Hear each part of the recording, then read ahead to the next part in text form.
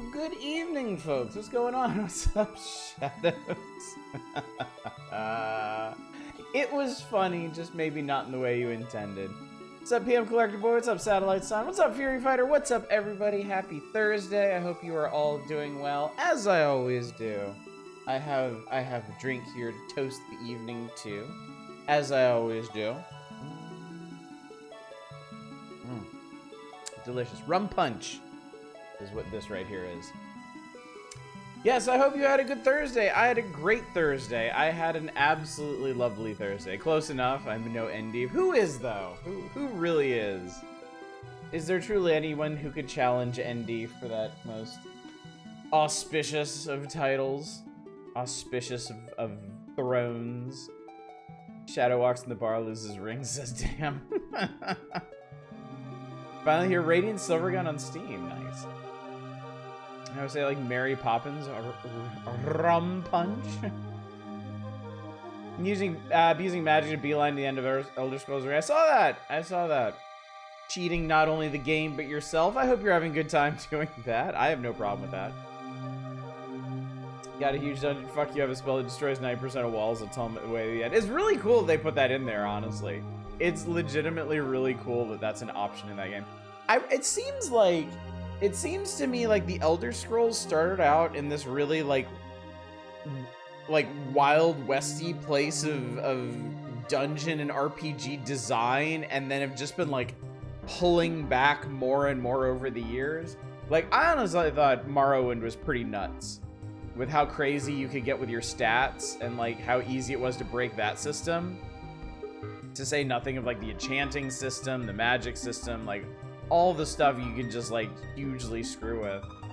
And I know my friend, who is a huge Elder Scrolls fan, has always kind of lamented that they put more and more restrictions on that. They kind of standardized a lot more things with each iteration, from Morrowind to Oblivion, from Oblivion to Skyrim, and of course Skyrim to ESO.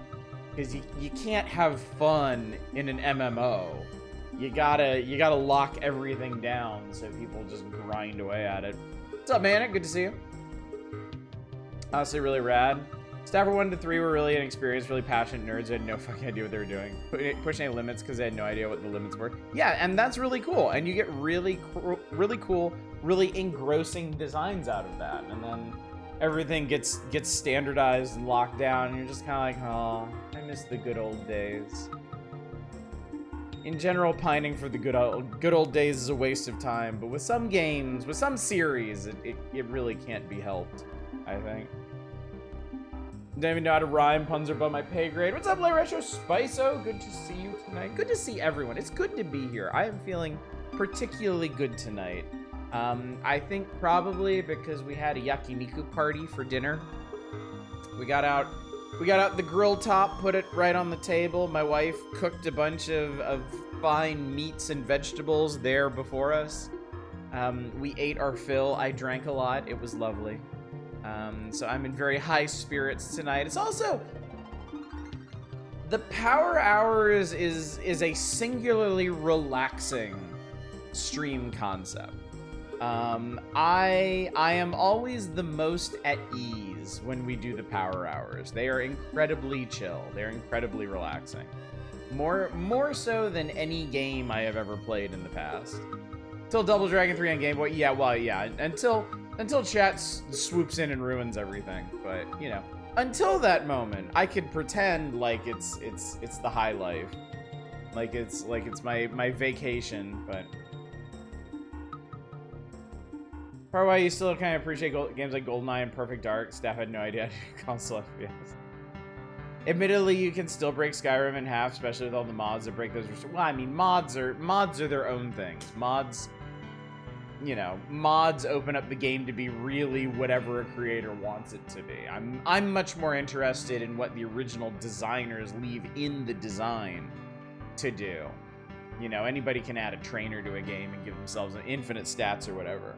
But being able to do that through the game's own mechanics, I've never gotten over how hilarious it is to mix potions to make you smart enough to make like infinite power potions.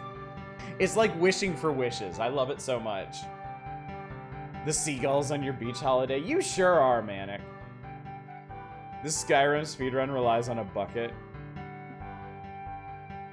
I think you appreciate with the early Elder Scrolls, they were still very much figuring out the tone and what sort of setting they want to do. Okay. I mean, I am in Arena that's like, here I have 50 free stat points, so you use it infinitely at will. Yeah. You didn't go back to Starfield. Game is like crack. Oh, you did? I'm sorry. I can't read. I don't know what y'all were expecting, me doing a stream where I have an old magazine open, but I can't. I'm not here to read things, chat. I did go back to Starfield. This game is like crack. That being said, Todd needs to keep his mouth shut. Some people like the game, some people don't. Todd always feels the need to open his mouth and try to defend some aspect of Bethesda's game design approach. Good evening, Drake. Now, what's going on? What's all this 90s style, not your dad's X comics? Were you aware, Drake Nell?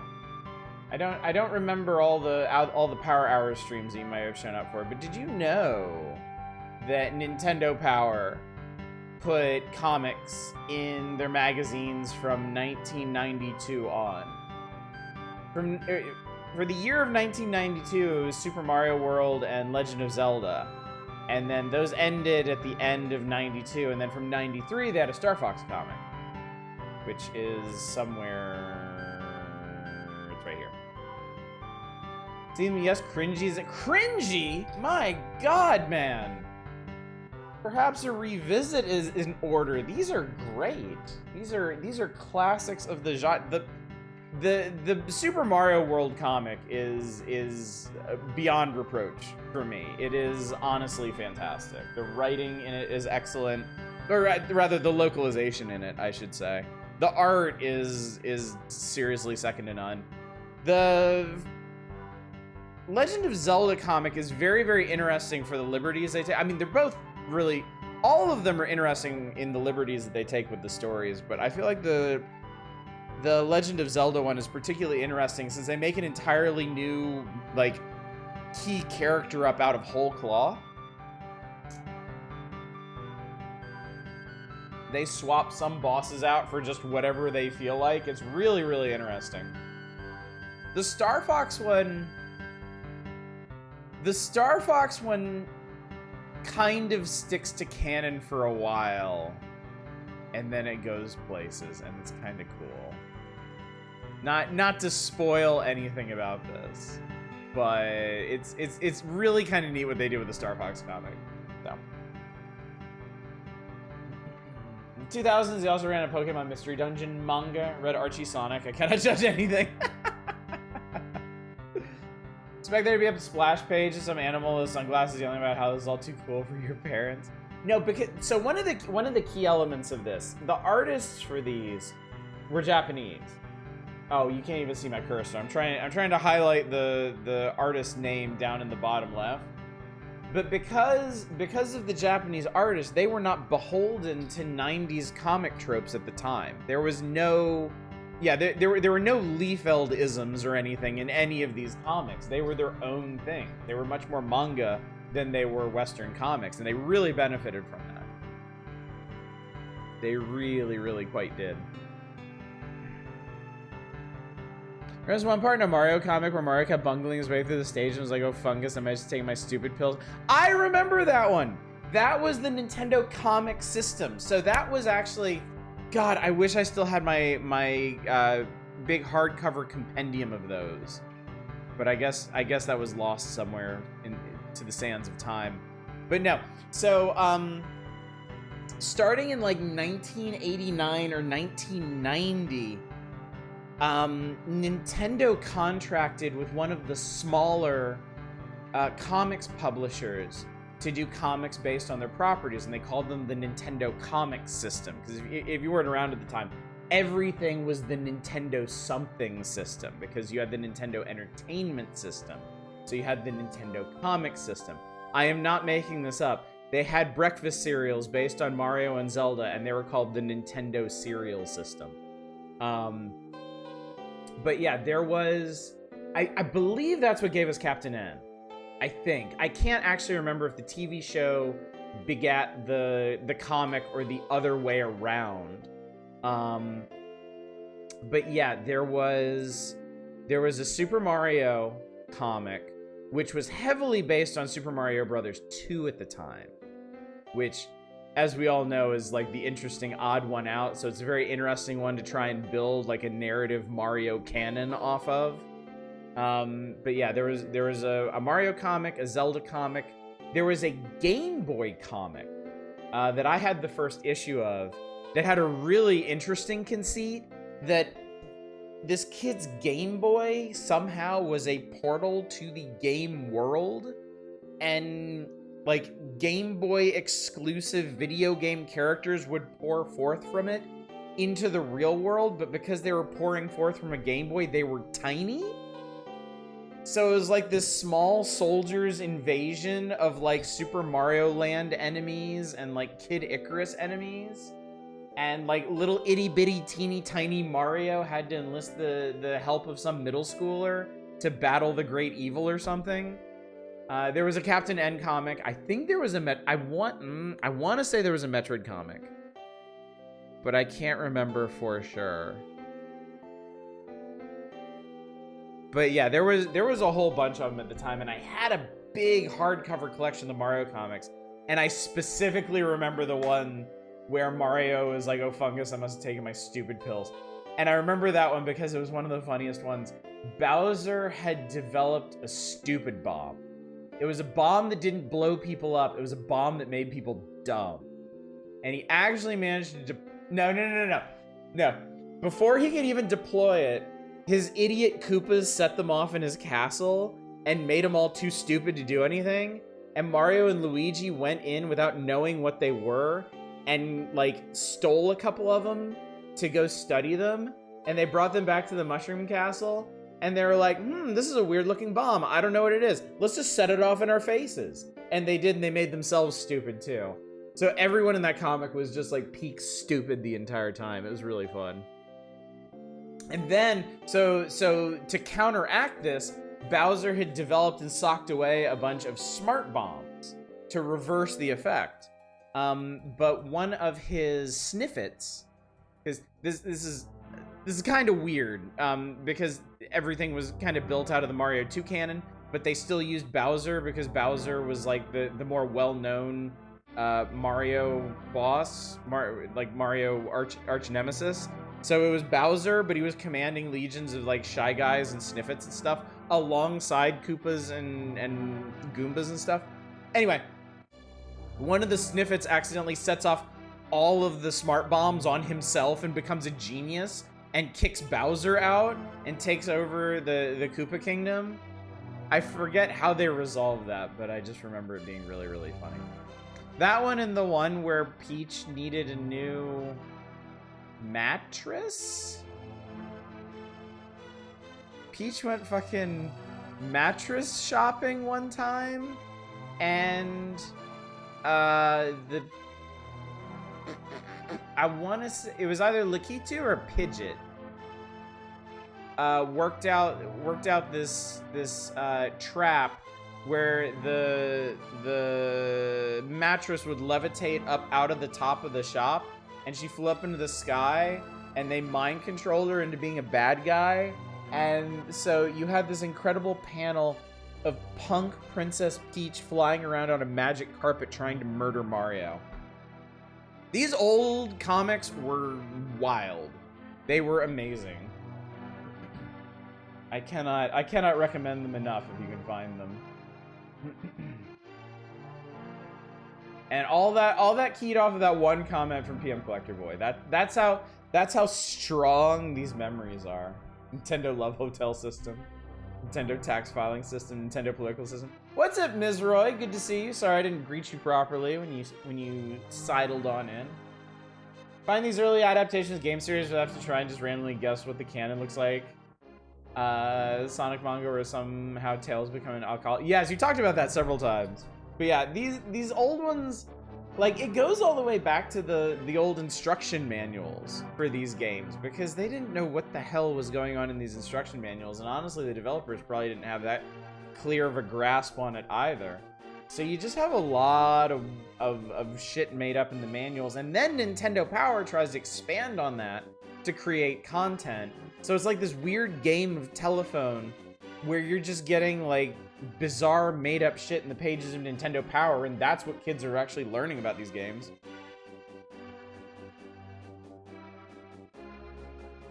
That's what's weird.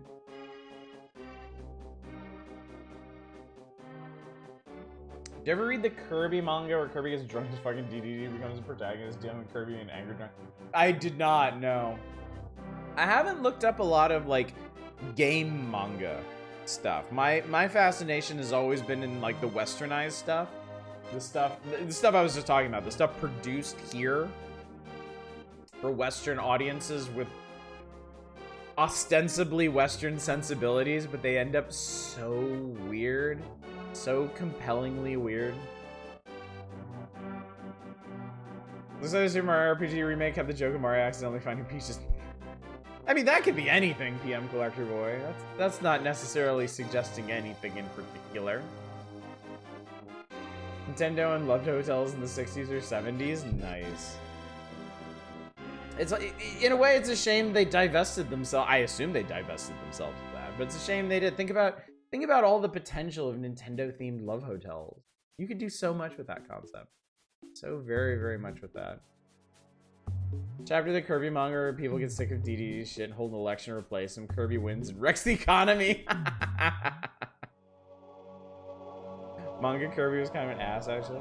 I have to... So, I feel like the characterization of Kirby has been very inconsistent over the years. In the manga that you're talking about, was Kirby, like actively malicious? Was he actively devilish? Or was he just, like a kid out of place, just didn't know what he was doing? So there probably wasn't an underground love hotel with Mario theme. Tokyo is a very large place. It's very easy to get lost there. Oh my god, Fury. I cannot read that into the record. Holy shit. Go down giant cream pipe to get to the Nintendo love hotel. What's the point? Just really childish? Okay, okay. That tracks a bit better, I think, because I think the Kirby anime, that was basically the approach. He was just like practically like a baby, who just happened to be who all of Popstar depended on to save the world. Mario Universe and we're getting there. We've had Mario Galaxy. It's just a short hop, skip, and jump from there to Universe, and then Universe and, well, you know what that's in. You know what that's all about.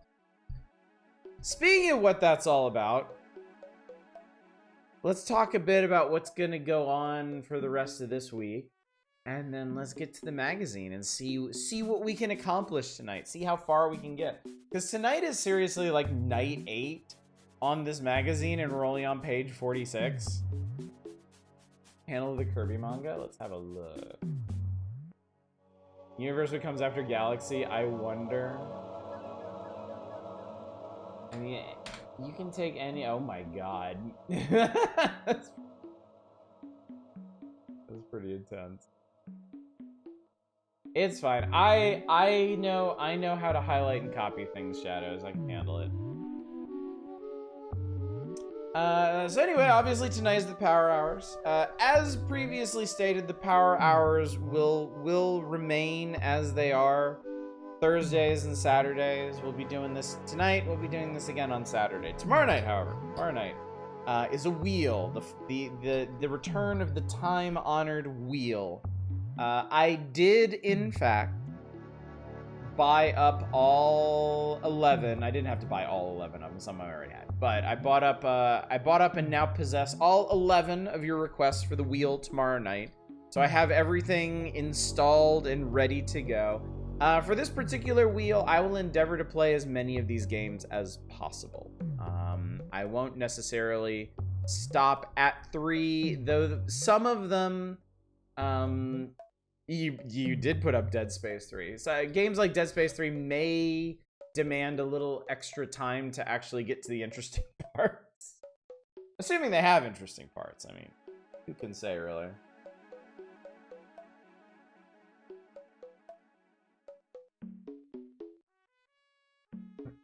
It's missing the side of the mangaka questioning how the fuck Nintendo let them do this and saying, was it really okay for me to draw?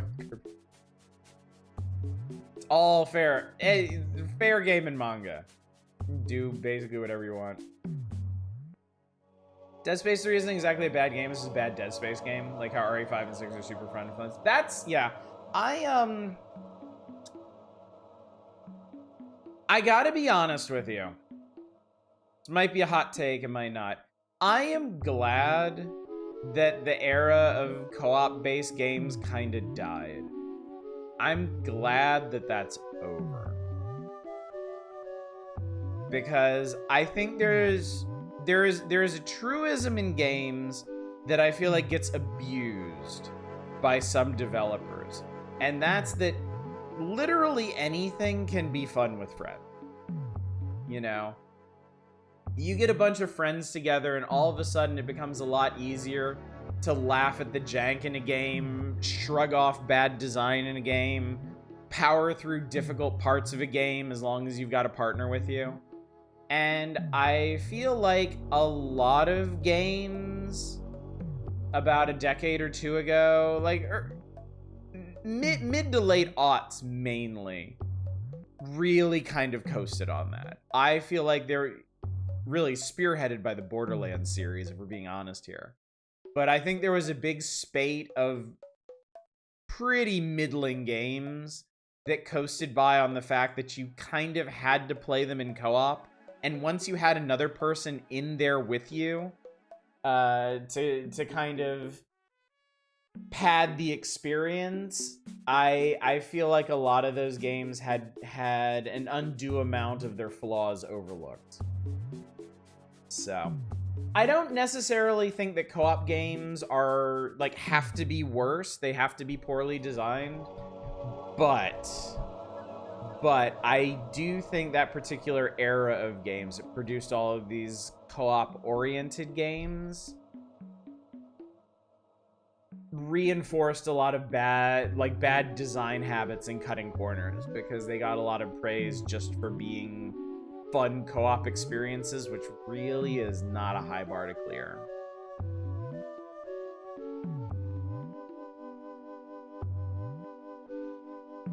Rainbow Six Las Vegas was a perfect co-op game, was perfectly fine solo. Yeah, I think any co-op game where you're like, yeah, don't play, nobody, like, don't play it single player, it's crap in single player, play it in co-op, it's fun. That's a bad game. That is a bad game, like, coasting on the fact that it has co-op. And that's what I push back against. That's what I reject. Again, Borderlands being the chief example of that. Borderlands is an exceptionally poorly designed game that people gave a huge pass to, because in co-op it is fun. I know that because I've experienced the entirety of it in co-op. Among other reasons. The other key reason to me being it was the first big prominent looter shooter at the time when people really, really, really wanted looter shooters. RE6 is a fun combat experience made around a bad game. That's what I always hear. That it's a fun game to play through, but an absolutely terrible Resident Evil. Halo series did co-op right up until Halo 5, at least. I always forget Halo has co-op. Like, if people play Halo multiplayer, I always assume it's just deathmatch or whatever. I like survival games feeling 100% different games solo and co-op. That's cool. That is a cool thing. I think survival games are a really good platform for that. For making really, really compelling, tense, single-player games. And at the same time, platforms for multiplayer hijinks and chaos. I feel like they're really, really well positioned for that.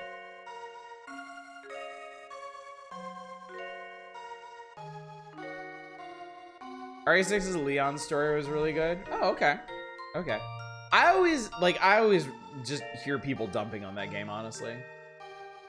The most fun you had in RE6 was Mercenaries. I got you. Good evening, Bassy. Good to see you. RE6 co-op Mercenaries mode is some of the most fun I've ever had co-op, just saying. Overall, it was meh. Also, good evening, Zem. I can't I already can't remember if I actually properly greeted you or not.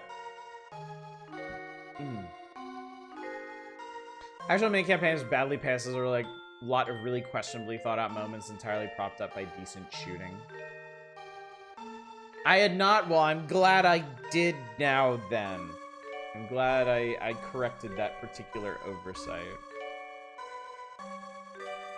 Co-op campaigns are usually a blast. Yeah. I really think that owes mainly to just doing things communally.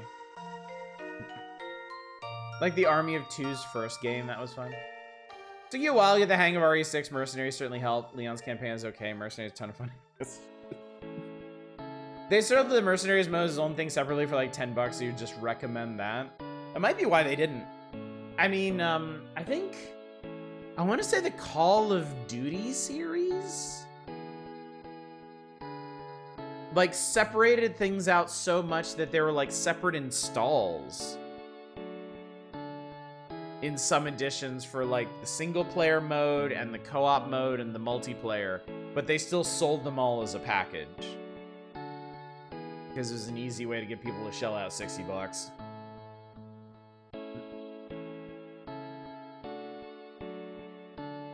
RE6 Mercenaries is an interesting music sound, like modern Final Fantasy or something. That's really interesting.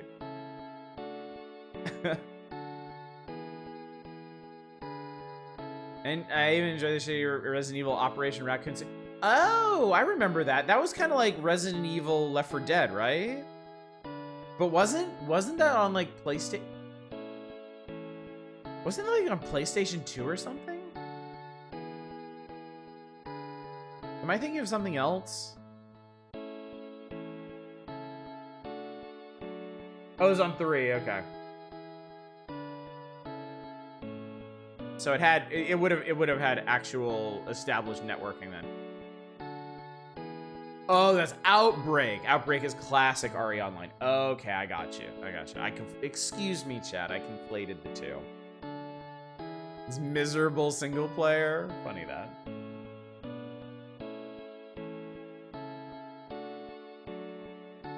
The true enemy was the friends we made along the way. What's up, Grubfodder?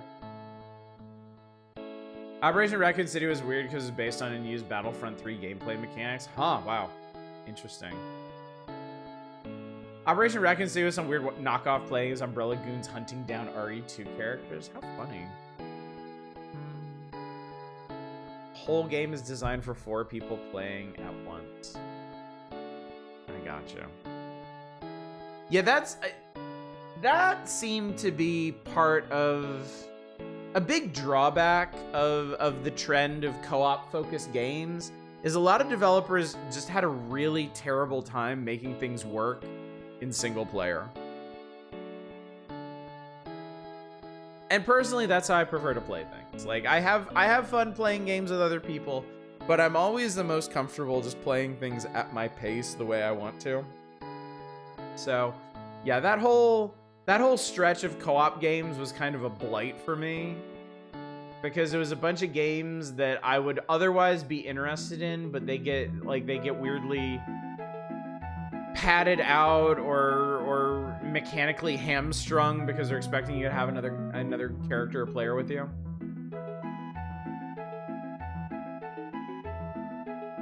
Outbreak File 1 and 2 have the most unlockables I've ever seen in a game, like 100. Wow. 100+ character skins. That's nuts. Play the healer, picking up people's donuts. Where my fault for chucking grenades everywhere.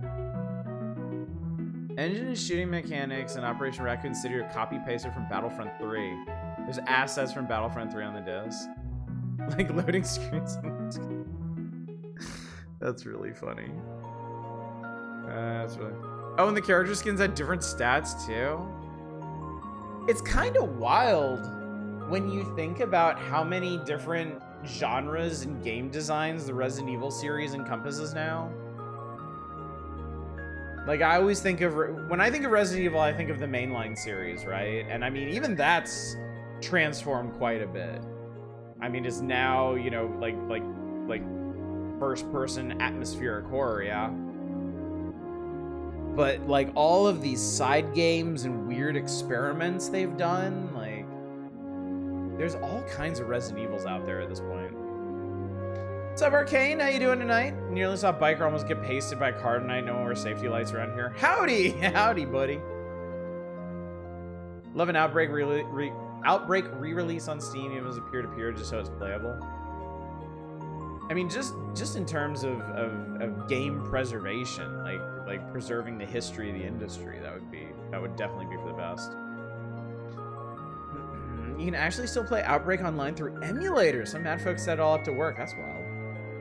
Before game companies learned they could just sell those skins individually for 20 bucks each. Horrifying, there's a Luke Skywalker's teeth as you stretch out PNG. Oh man, that's funny. Game preservation, where's the profit in that? Are you kidding me? Just clean up any old ROM enough to call it an HD re-release or something, you get people to pay full price for that shit again. Nintendo just hasn't fully grasped the concept yet.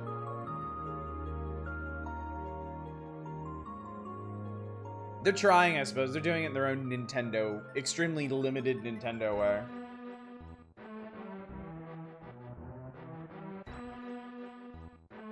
They're passing here. I appreciate Phantasy Star in line 1 letting you play the entire thing in split screen or single player. Tried it for a while, realized I suck at higher difficulties, wind up as a zombie to munch on the Outbreak. This is limited edition digital releases before they go back in the Nintendo vault. I mean, they kind of did that with Mario 3D All-Stars, didn't they? Like, you can't get that game anymore, right? They did actually vault that game, if I remember correctly, if they actually stuck to their guns on that. 100% buy a decently made Need for Speed Underground 1 and 2 collection. I mean, I honestly think it would be a good thing.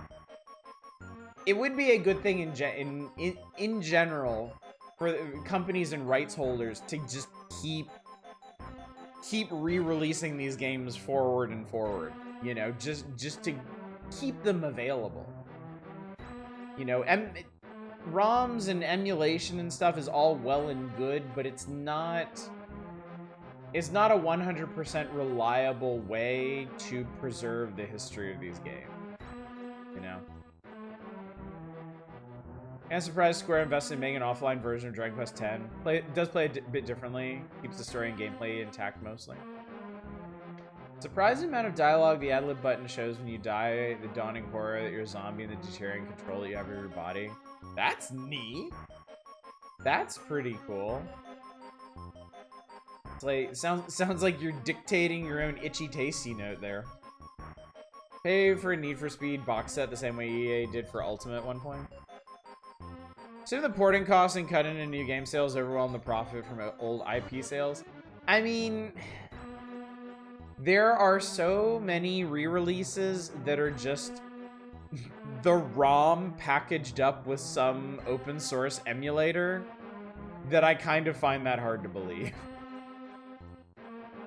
Like, companies are absolutely taking, like, the cheapest path of least resistance on these. And this is still better than nothing, if you ask me. Yeah, I should sell my copy of Super Mario 3D All-Stars at some point. It sucked. Did you not play them when they came out? I feel like that collection's worth it for Mario Galaxy alone. Mario Galaxy is easily one of my favorite Mario games. Button dedicated to just spouting a voice line at random, supposedly context sensitive to what you're doing. Half the time it's Jim shouting at the top of his lungs, my life. Maybe that is context sensitive. Maybe everything just reminds him how much he hates his life. I mean, if you were slogging your way through a zombie apocalypse, I imagine you'd be thinking that half the time. Sounds awesome. More games need an ad-lib button. I agree. Only knows pretty recently the Sonic Adventure Sonic has different idle dialogue for each location in the game. That's cool. GTA collection, they spent so much time on it. So, I don't want y'all to misunderstand. There are a lot of unnecessary re-releases too. Like, the GTA 3 collection on Steam, as far as I know, was still perfectly fine and didn't really need to be replaced. So I'm definitely not agitated. I'm not agitating for stuff like the GTA HD collection. I'm definitely not agitating for stuff like remasters of The Last of Us just a handful of years after the original comes out. I'm not agitating for a new re-release of Skyrim every other year. I'm talking about games that would otherwise be unavailable. Games that fall off because their platforms went obsolete, or like PC hardware has evolved to the point where they just won't run it easily or anything. Replace idle dialogue with 50-cent swears from plots.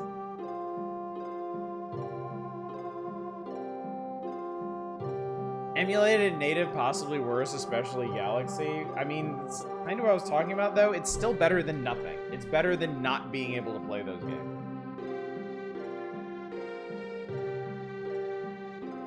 Like, should it be better? Sure. Should it be cheaper if it's going to be that cheap and easy of a port? Sure. But would I still prefer what we got over nothing? Yes, absolutely. My chief concern is games being available to the general public. If they're shitty ports, they should be criticized for that, but I'd rather they exist than not exist.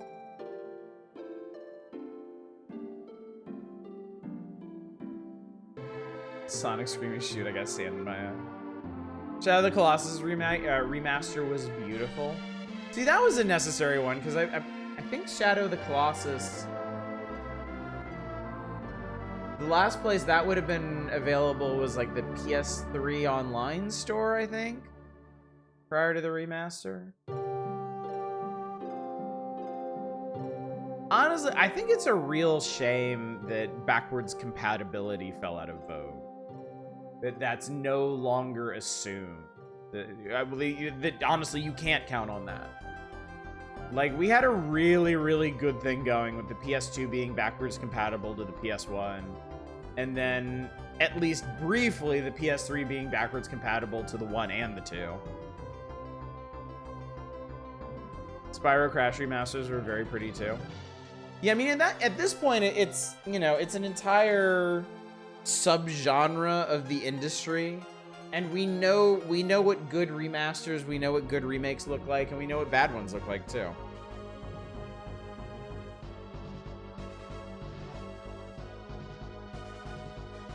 Mixed opinions on that remaster.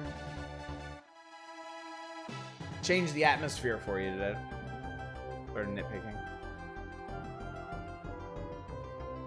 Yeah, it's all gonna hit different for different folks, certainly. Everybody has different priorities when they're coming to these things. So. All right, my observations are becoming more and more generalized, so we should probably get to the magazine while I'm still at least a bit coherent. And see how far we get. Where's our up-res Solar Jetman? That's what I'm saying, damn it. Bring back Solar Jetman. Bring back Guardian Legend. Bring back... Oh my god, bring back Star Tropics. Holy shit. A modern remaster of Star Tropics that understands the appeal of the original design would be fire. It would be so good. Still want a Mario Sonic remake where they let guiltier people do the spray work. Just want a remake of D. Okay, that shouldn't happen. Some games really should be lost to the dustbin. Anyway, welcome back to the land of Star Fox. This is Act 4. That's right, we've only read 3 issues of Star Fox up to this point.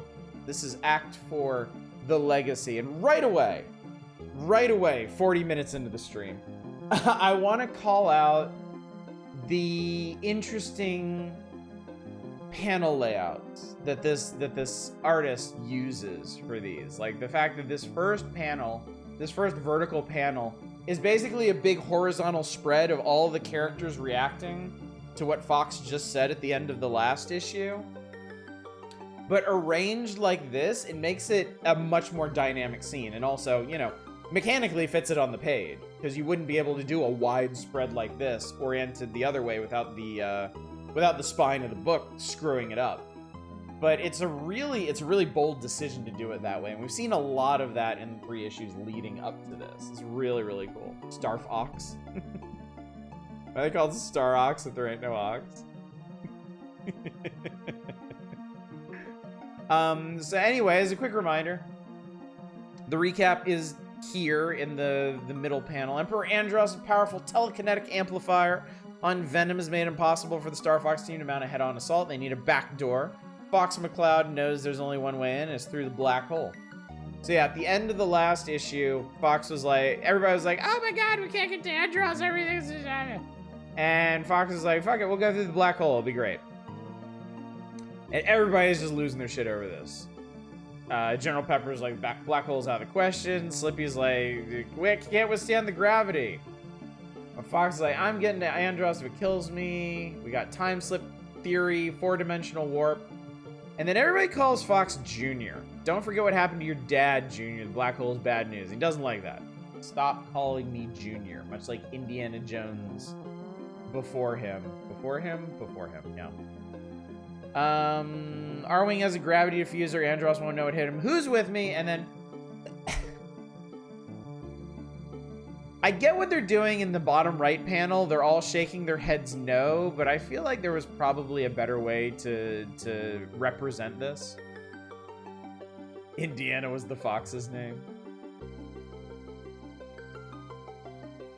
Yeah, I love the panel layouts in this. Like, you know, the Super Mario comic and the Zelda comic had good panel layouts. Certainly good, but they were much more standardized than what Star Fox does. Star Fox does a lot of diagonal breaks, a lot of unusual stretches. I think the last issue we called out a particular triangular panel that I really, really like. Sleeper responds on the fucking mechanic, Fox. I know what your ship can and cannot take. They look like they're awkwardly staring at Fox, who's kind of equally fixed. That's what I thought when I was a kid.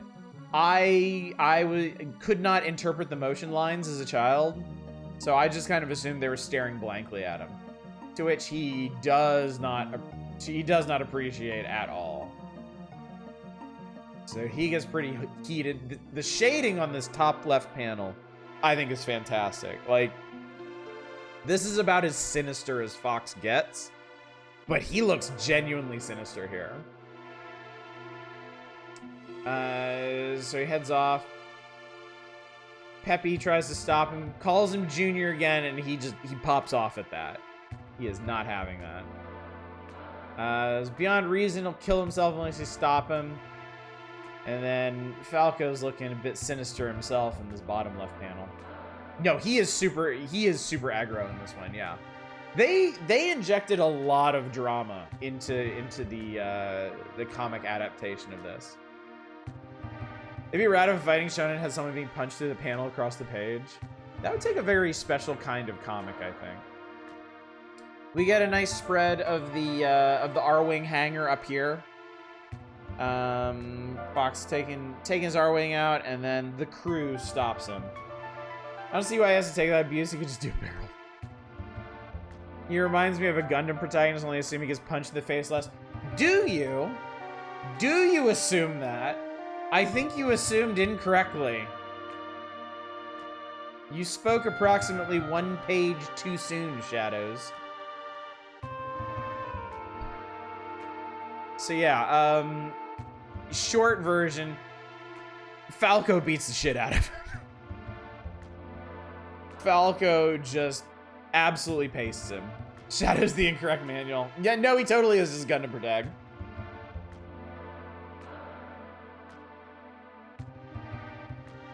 He's still in the face, Fox.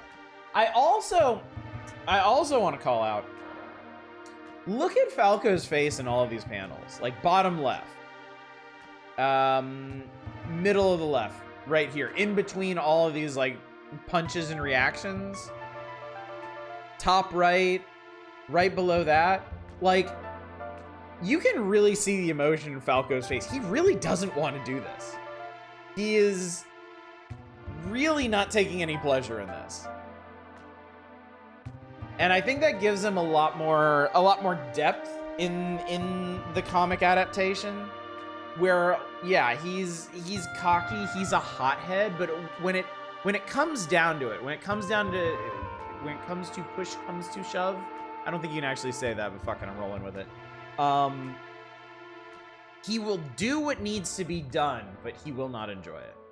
He's not nearly as much of an asshole as he comes across, well, in the game primarily, but also earlier in the comic too. Falco is clearly the best drawn character in the comic. The bunny's pretty good though. I think the other thing too is Falco kind of gets the best opportunities to emote, because Fox doesn't really lose his like cool confident edge. He went aggro in the last couple of pages, sure, but the rest of the time he's always in control. He knows what he's doing. And I think with Peppy they went with the more like wizened elder, where he doesn't like really overreact to stuff. I mean, he gets that "that's enough" panel up here, but that's, you know, there's not a whole lot of emoting happening there. Slippy, I don't think they were prepared to emote with him. I think they were more focused on doing like an authentic frog face. And then Farrah's just kind of whatever, honestly. Love how they color these pages. The color is very dynamic. Yeah, the color and the backgrounds make a huge difference here. Like, look at how dynamic the backgrounds are in the panels where Falco is actually beating Fox up. Like, there's so much, like the bottom purple panel where Falco hits him, like, is so dynamic. There is so much motion in that. Gribbet is on the bottom right. Can you feel the soulfulness in that Gribbet? He's like having Kirby on the team, honestly.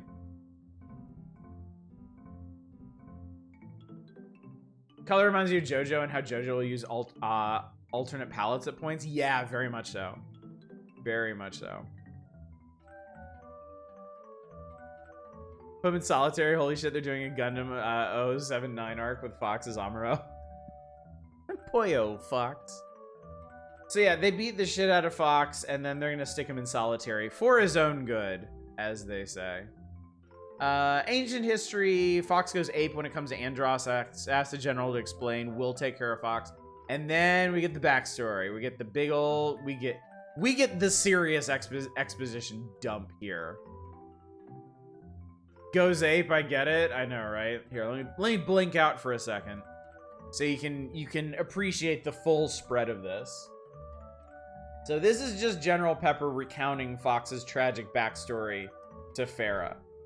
So Fox McCloud Sr., who bears a striking resemblance to Fox McCloud Jr., was the finest pilot on Canary. After Fox Jr. was born, his mother tragically died. Fox Sr. hoped that his son would follow in his paw prints.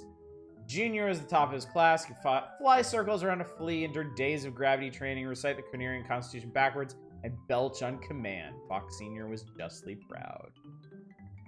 And Fox met a rowdy kid with enough street savvy to fill an encyclopedia. Falco wanted to fly, and Fox showed him the way. Cleaned up his act, entered the academy, and earned his wings. This panel right here, second from the bottom on the left, I feel it does so much work, like adding like early characterization to them. You know, Fox is very like he's clean cut, well kempt, and very dismissive. Like you can just see that in his expression. And Falco is like, I don't know, dude, like free love hippie stoner Falco. I'm not sure that was quite the vibe they were going for, but that's what I always got with it. I think it's not just his outfit, not just his expression, but I really think it's the sparkles and the smoke around him that really makes that one. In those days, Andross was a scientist, head of the academy. He was brilliant but unstable, building hyperlight drives and polo pigs, anti-grav machines, and androids. You can actually see Herbert in the stasis tube behind him.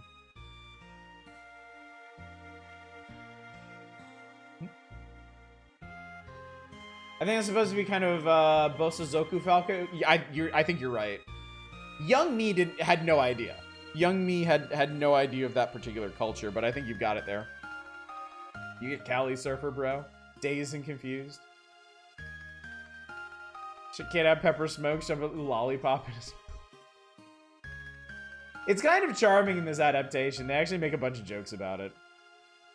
All right. When Andros developed the gravity bomb, Fox Sr. volunteered to deliver it to the asteroid belt for testing. He went out alone, not knowing the risks Andros had built into the bomb.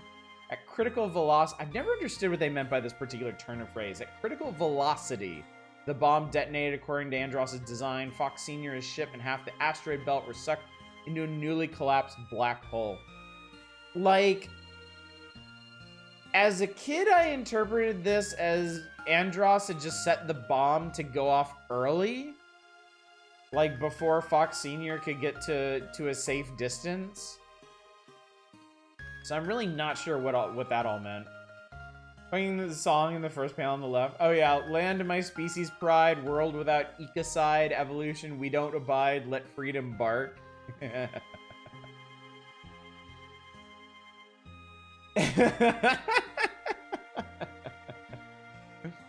Andros is a mad ape. He was exiled at the end of the universe. He managed to return to the Lylat system and build a power base on Venom with a fearsome army of lizard troops. As Andros' power grew on Venom, Junior protested. The leaders of Canary were terrified of Andros. And Junior and his friends were considered dangerous radicals. They were forced to flee and live as outlaws on Papatoon. So that explains why they were Robin Hooding it up at the beginning of the series, and then you absolutely can't miss this last panel in the bottom right. Why didn't you help, Fox? I was just a sergeant then. Sergeant Pepper's Happy Heart. I get it! Sergeant Pepper, I get it!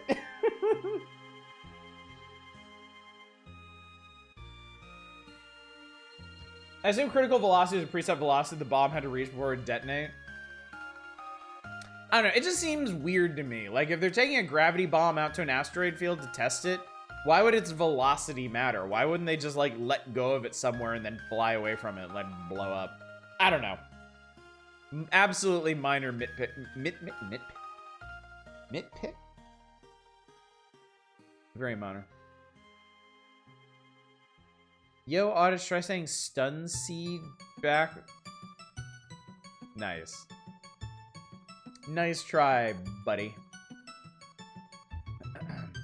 Alright, and then it comes out that Falco is a huge hypocrite. Who can modify the R-Wing, can be strengthened to withstand the black hole. I think so. Theory we could triple the output, may not be possible. Even working, you need the best pilot in the system to fly it. No one's ever tried before, then one of us will be first. So then Farah sneaks in. What's up, Nemerin? Happy Halloween to you as well. Happy belated Halloween. Farah slinks in. Lets Fox know they're gonna Falco's gonna modify the R-Wing to do his plan. Fox is straight up like he doesn't have the skill. That punk can't do it. Farah has a plan. They sneak out. Falco's getting ready. I gotta concentrate. This is gonna be easy. Fox is like, fuck it, easy enough. I just know there's no country that starts like. That was so stupid. That whole thing was so stupid. And then here we get. I'm gonna blink myself out of existence again so you can appreciate this panel layout. Cause man, here again we've got one of the best panel layouts in the series. It's so well done. So top left, you get a vertical panel of Falco falling out of the R-Wing. Peppy and Slippy reacting to it. Fox letting him know you all know I'm the only one qualified. And then a thin triangular panel on the right page of Farah joining him. And then they take off, and it's such an interesting... So, the diagonal top half of this whole 2-page spread, the Vashoom, is basically their two R-Wings taking off. I just want you to know this, chat. I am still over here gesturing even though nobody can see me because I have the worst time in the world talking without using my hands. I have to use my hands to talk. So just keep that in mind. Imagine me gesticulating wildly while I say all of this. But yeah, the way this leads the eye, and also the way it's framed against the ceiling of the hangar. Like, it's a detail that they didn't need. They could have done some pattern background. They could have done a solid color background. But they bothered to do it against the hangar background and even kind of lead the eye with some of these conduit layouts and the framing of the vents and lighting and whatnot. It makes it feel so much more, I guess present, grounded in a way. Could draw on the screen. Dude, you going to a black hole yet? Unfortunately, they don't go into it this issue. Gesticulating on stream, won't Twitch ban you? And then we jump back down to the bottom left, a small triangular panel, all in green, where Slippy and Peppy have basically made their peace with this. They're like, good luck, Fox. Falco wakes up just in time to complain that he's not leading. And then we get one final panel of them climbing steeply away from the base. Fox questioning the fact that Pharaoh's following him at all. Pharaoh's like, every leader needs a team. To be continued. There's a frame rate streams kind of dragging D's nuts across your... I appreciate the commitment to the bit shadows. I really do. So yeah. I think I appreciate this comic a lot more as an adult than I did as a kid. As a kid, I was really just... I was more particular about the art. I really appreciated the soft comedic lines of the Mario comic. I didn't fully appreciate the level of detail and the panel layouts in this as a kid, and I wasn't so interested in Star Fox to begin with. Full disclosure, I wasn't a huge... I've never been a huge Star Fox fan. But yeah, as an adult coming back to this, reading back through it, I really recognize what a singular achievement this comic is. Like, it is extremely well done. It is masterfully laid out, masterfully illustrated. This music rips. What's it called? This is from... Wow, okay.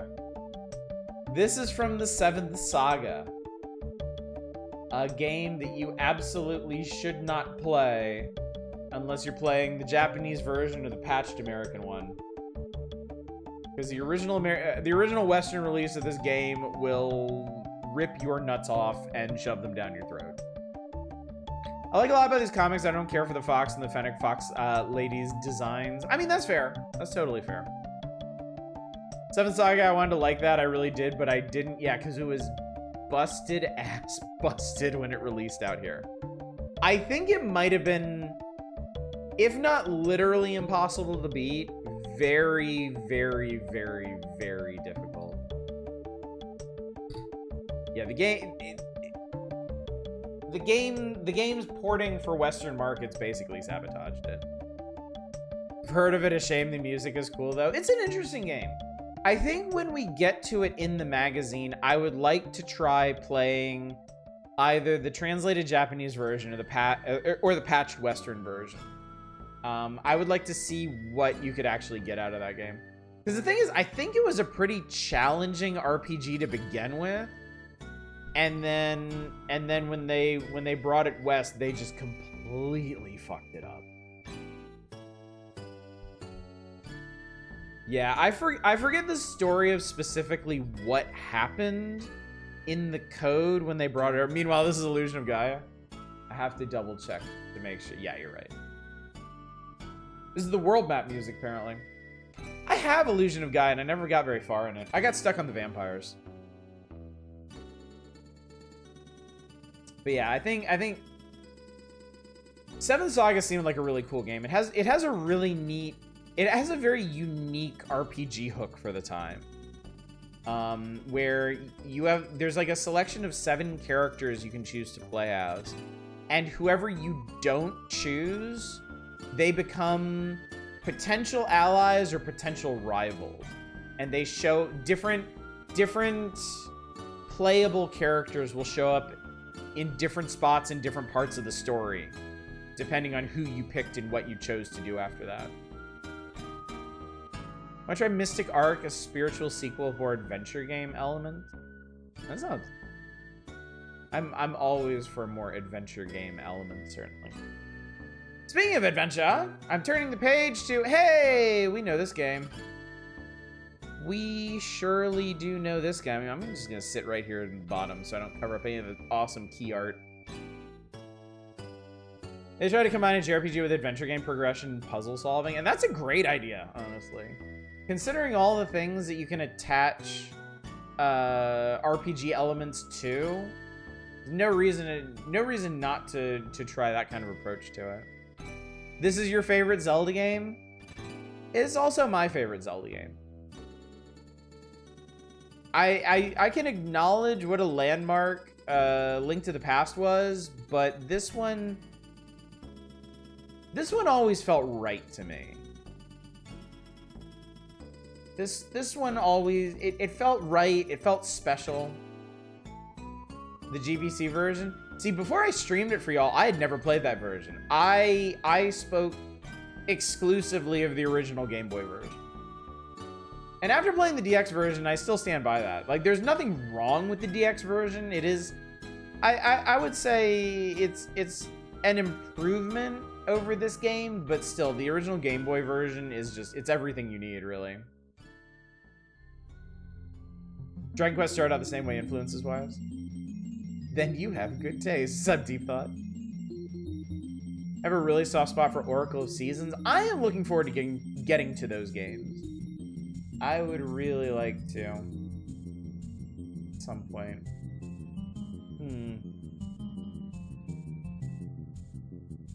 Makes me think. Seeing the limits and how they worked with it has its charm. RPG elements with adventure gaming means you need to level up your strength enough to push a rock block. I understood that reference, Grunt Fodder. OG version has a few places where you can accidentally softlock yourself, the tower dungeon being the most common one. I don't remember that at all.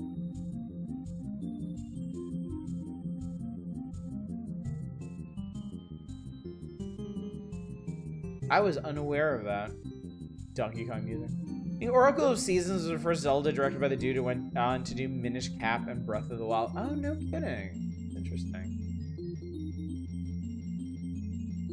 Toss one of the rocks and kill the pillars in the wrong pit of one. Oh, damn. Well, that sucks. Devil has the same love for original Zelda and trying to modernize its concepts as Breath of the Wild, just in a very different way. Yeah, I'll be really curious to try that. I'll be really, really curious. So you remember Marin in Hyrule Warriors? She keeps forgetting she's supposed to call for help because she gets in the smacking down the mobs herself. That's awesome. Marin was great in this game. The characters in Link's Awakening, I think that's probably a big reason why I like it so much, is the characters in this game are so fleshed out. They're so distinct. Everybody, like even the most minor bit players in this game have very, very distinct characterization, very particular ways they talk, and yeah, Marin is a fantastic supporting character.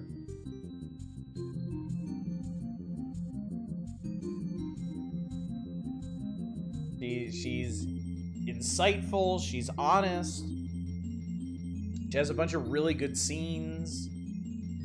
She's funny. Terran's pretty fun too.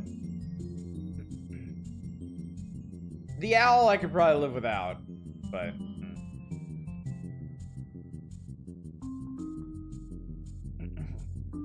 Link's Awakening kind of gives me vibes of the Ys series. Similar formula. Whoops, you got shipwrecked in some place and figuring out the mysteries and pass behind it while meeting its cast of characters.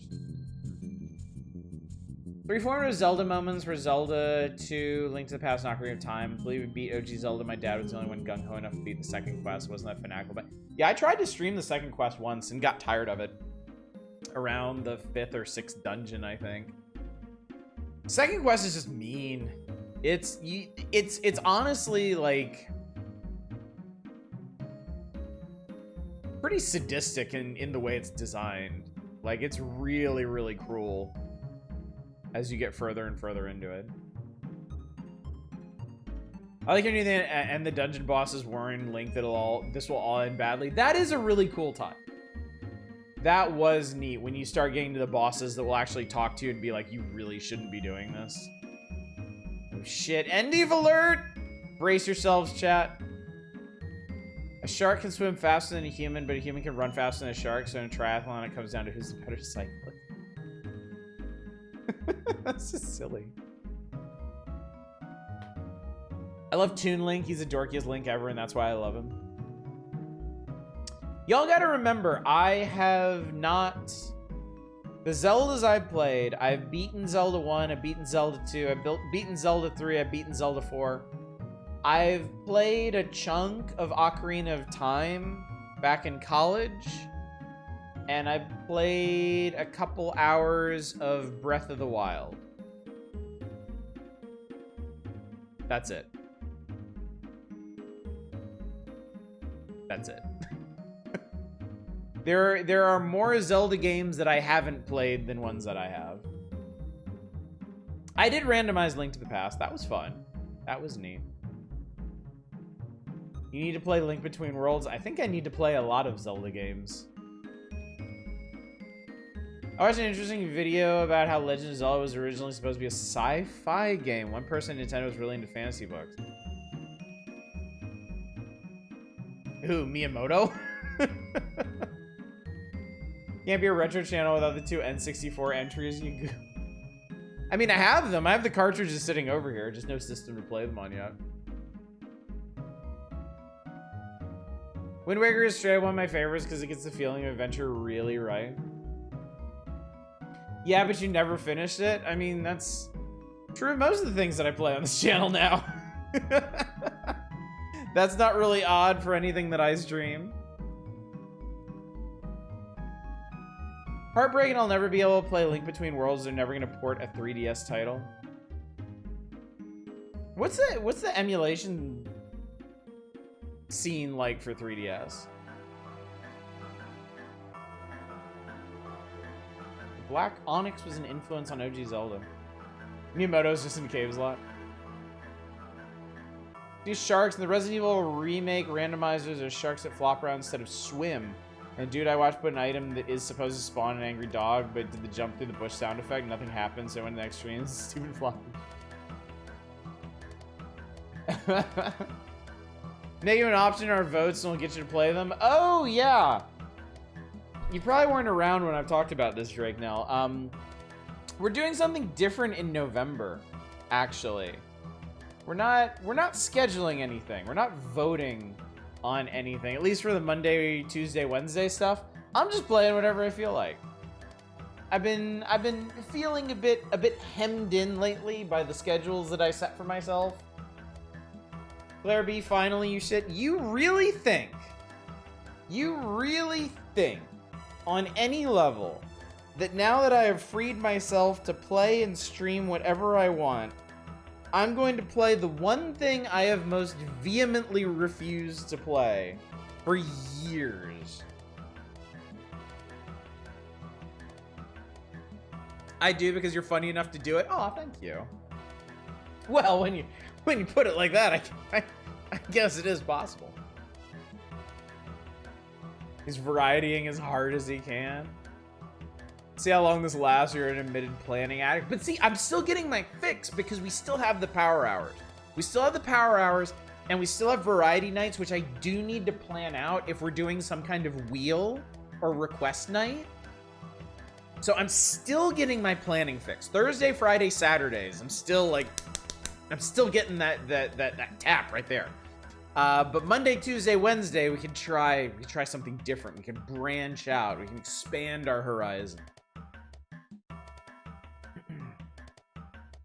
So 3DS emulation exists. It's actually pretty good. 3DS Citra works really well. Pretty all right. Okay, cool.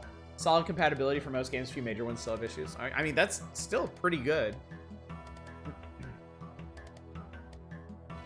Player B is probably going to happen eventually as more values. That's the thing. That's the thing. At first, like, these things gain value just out of spite. Like, just to spite people. That's the main avenue for these things becoming legend. And then, once they become legend, they gain more value as a running joke. than as an actual eventuality. On the earlier panel layout thing, I remember Yugi has a great running gag with the panel layouts where Yugi is too short for the layouts. His hair is constantly awkwardly barely sticks out the bottom of the panel. He did say if he didn't play, he would when I turned 4. Did I say that? Did I really say that? That does sound like something I would say.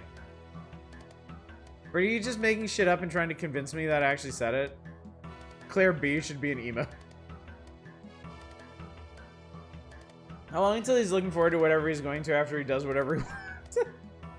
Boy, Chad, I know we've had a good time with me just playing whatever I feel like, but man, I can't wait to get it back to scheduling things. I can't wait to get back to a vote that lasts for 2 weeks and then takes me forever to actually put into motion. By the way, Journeyman Project most likely happening next week.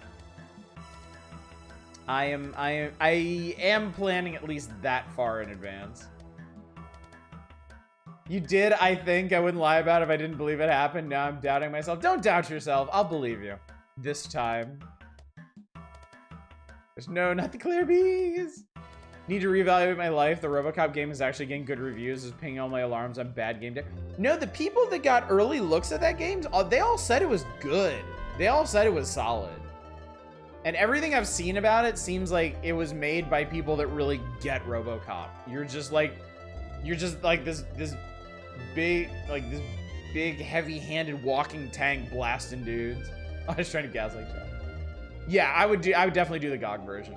At this point, anytime I do a retro game, unless I already have it on Steam, I'm probably gonna get it on GOG. I feel like they're more reliable in the way they set up and support their retro games.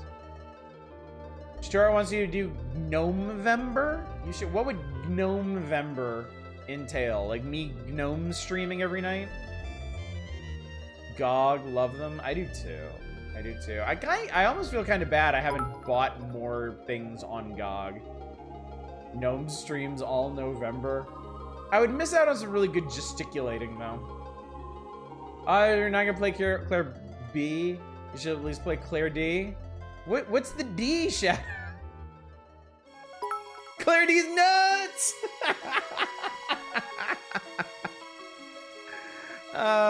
We all saw it coming and it's still funny. Thanks for the bits, by the way. Totally worth it. Would December be an elf stream? What would be the difference between a gnome stream and an elf stream? Would I need to get my happy ass up on a shelf for an elf stream? Yep, even when you know it's coming, it's still solid. It's still good. Pointy ears. One had ears. I guess I could get myself some Spock ears. Some Mr. Spork ears. Difference are elves are snitches. You've heard of Elf on a Shelf. Get ready for.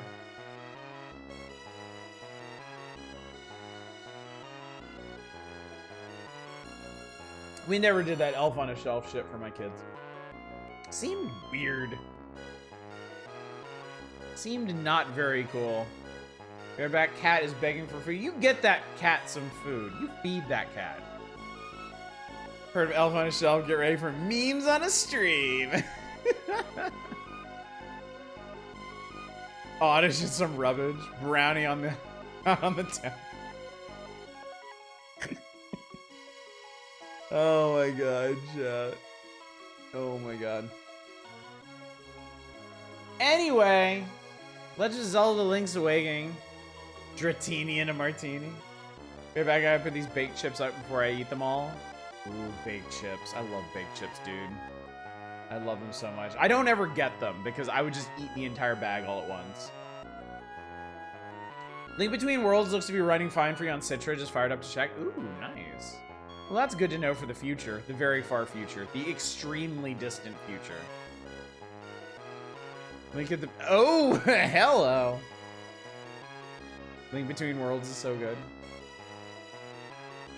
Anyway, we have done a full stream of Link's Awakening. It has been done before. We all know this game. We all love this game. It is my favorite Zelda game of the ones that I have played.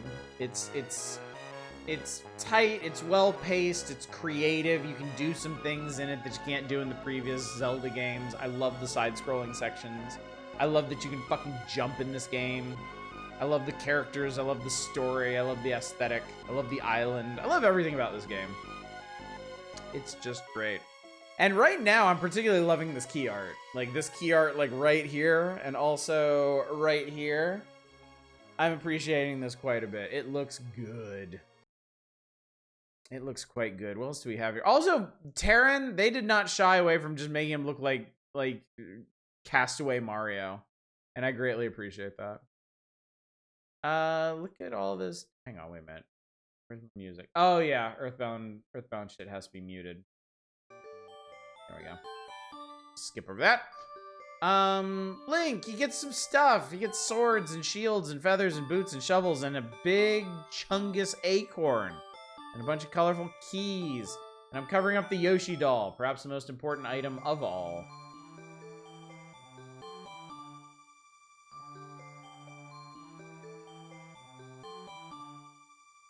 Can't wait to bomb some Dodongos. Link's Awakening adding the name Totek... What? What is this request? It's an Easter egg? What, you just make a character with that as their name? I am unaware of them. Okay. Well, let's see what it is then.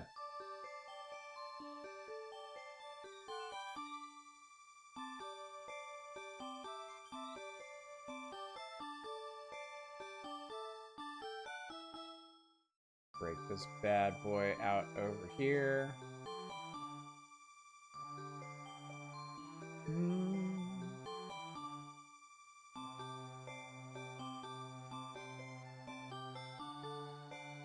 New characters, Zelda and Marin, it does a different thing too? I think I knew about that. I think. That's like real minor stuff though, right? Like you get a tiny bit of unique dialogue or something?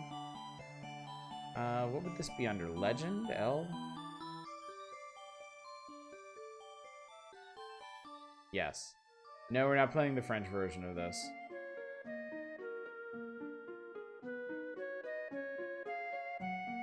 I've actually never run this on here. That's funny. Oh, it's music? Oh, I didn't know. The German version. What? Says 600 gigabyte DOS and CD-ROM package I posted on Discord. I did. I would actually love to make use of that. But I can't.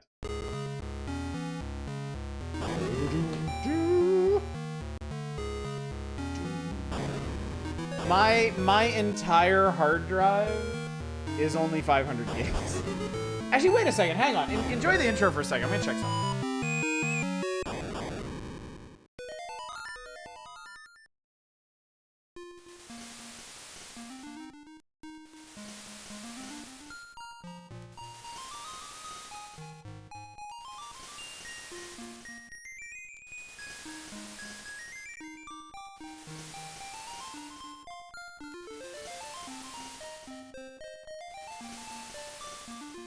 Okay, well, I might have found a solution.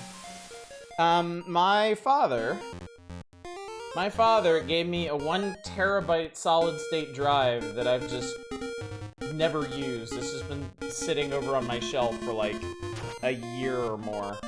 I guess I could use this. There's actually a reason I haven't put this in yet. There is actually a reason. Hope it hasn't gone bad. Solid states don't go bad, do they? Isn't that the point of solid states? They're basically like super memory cards. Oh, that's the joke. Okay, thank God. I don't know these things. Does it smell? No, it doesn't. Supposed to. The reason I haven't put this in is because my motherboard, I didn't look into this before I got it. My motherboard has a really, really dumb way of mounting solid states. It's, they're on the underside of the motherboard.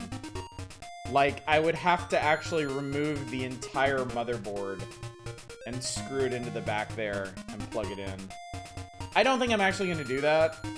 I think I'm probably just gonna go in there and hook up the cables to it and just leave it dangling in there in the middle of the case. Because really, who gives a fuck? As long as it's plugged in, it'll work. But this might be the thing.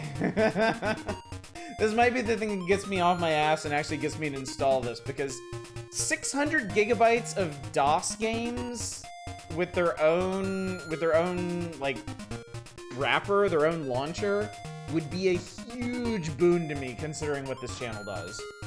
Like, that would be massive. Anyway, what's the fucking thing? Okay. Okay.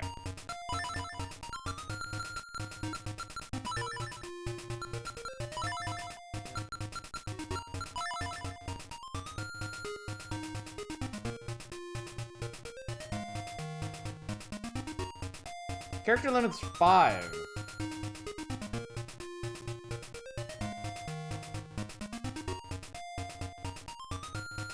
Oh, is that a Japanese thing? With the characters? You know, actually, I can actually accommodate that, I think.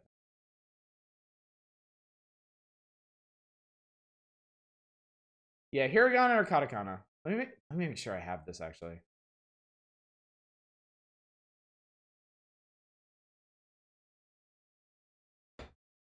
I think I have all the international versions of these.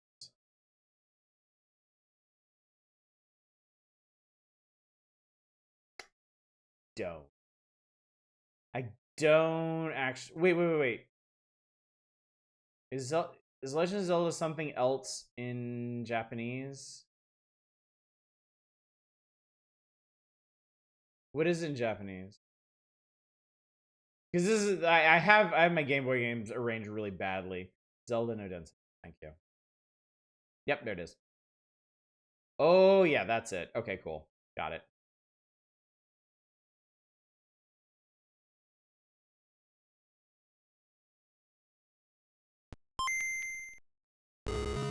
Hey, this looks familiar. This looks very familiar, in fact. Oh, that's for the Switch port? Oh my god, dude.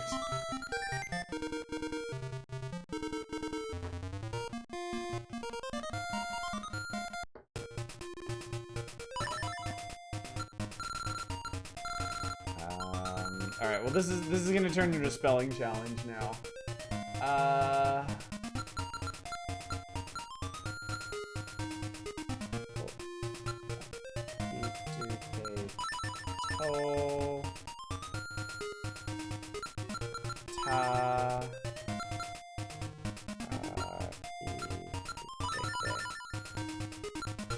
That's it. Whoa, that did a thing. Hang on. I clicked through that way too fast. I wasn't expecting to do something there.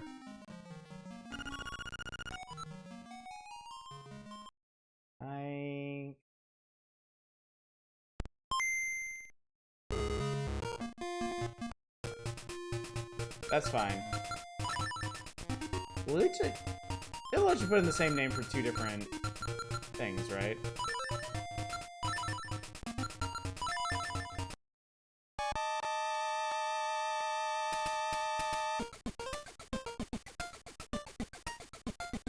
Okay, that's pretty funny.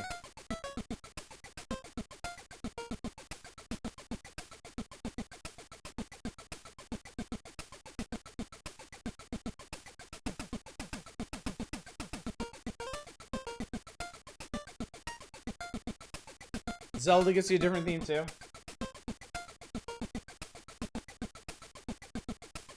How would you do Zelda?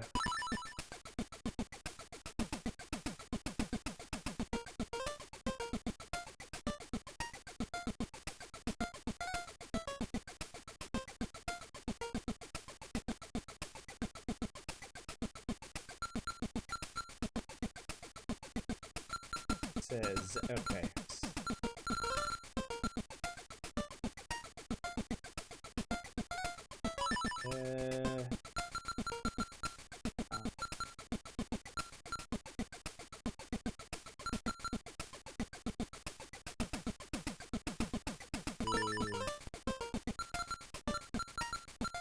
Da? No, that's no, not that, not that. Da, that's it.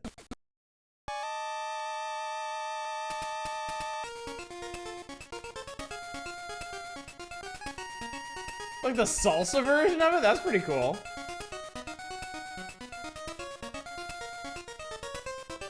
That's actually really cool. I've never heard this before.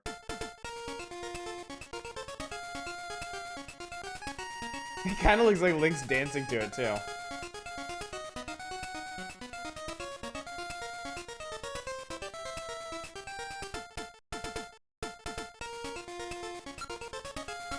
He said there's one for Marin, too, right? Oh, no, wait, that's coffee, isn't it?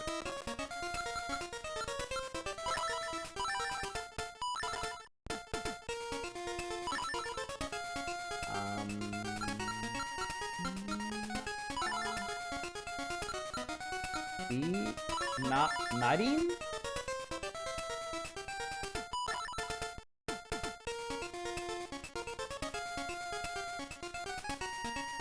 That didn't seem to do anything. That's not it.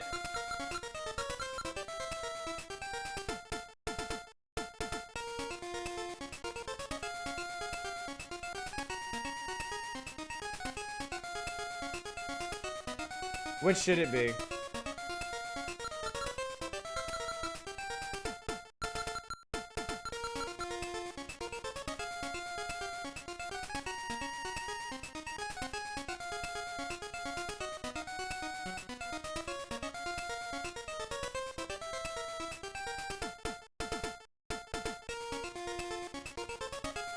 Wait, you need why? You had two? Why the hell? I've never seen that before. Why the hell would you have to do two? Oh shit! Why the hell would you have to do two?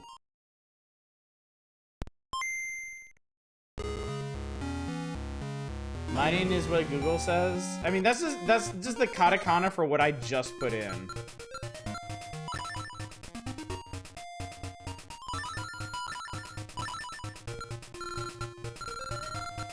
I mean, this thing, okay, this does not have katakana. Marin is the one who's...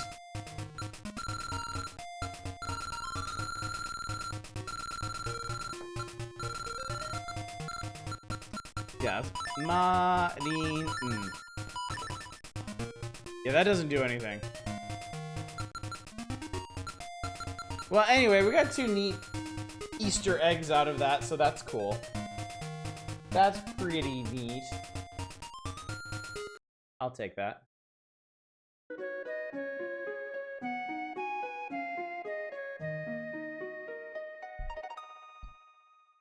I wonder if I've ever done that myself before.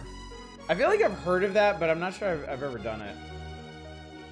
Apparently Bow Wow can eat Kiki the monkey. Really? I know you can, there's some kind of sequence. Well, no. I think there's some kind of sequence break you can do with Bow Wow, but I think there's also some kind of like speedrunning trick you can do with her too. To like really, really blast her section of the game. But I don't know a whole lot about that, so. For some reason my brain wants that to be I made a typo golem. I'm just imagining this huge golem with big fingers has trouble typing.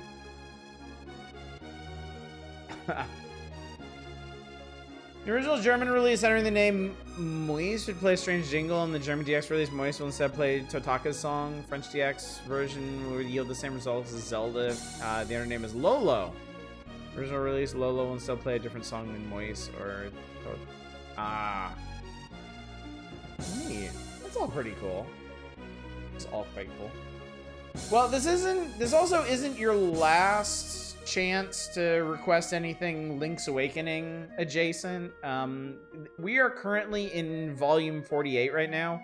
Volume 50 is the one where they do the big full breakdown of Link's Awakening. So we will be back around to this.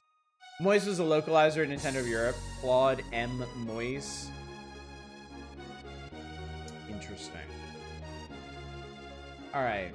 But why would you play Zelda when you could play Zen, Intergalactic Ninja? The smash hit environmental superhero of the 20th century on Game Boy! I know, right? Do it. Fresh from his NES debut, Zen finds the scummy had to deal with previously returned to Game Boy. Unwary players who slip this Konami cartridge into their portable game unit will instantly be sucked into the slime and will have to fight their way out. That's kind of hot. Put Contaminus in detox. So I don't know dick about Zen Intergalactic Ninja. All I know is that we played the NES version of this and it sucked. Was that radical lady in the top right corner yelling? That's Sulfura. That is admittedly pretty cool looking lady. But her whole thing is she makes acid rain.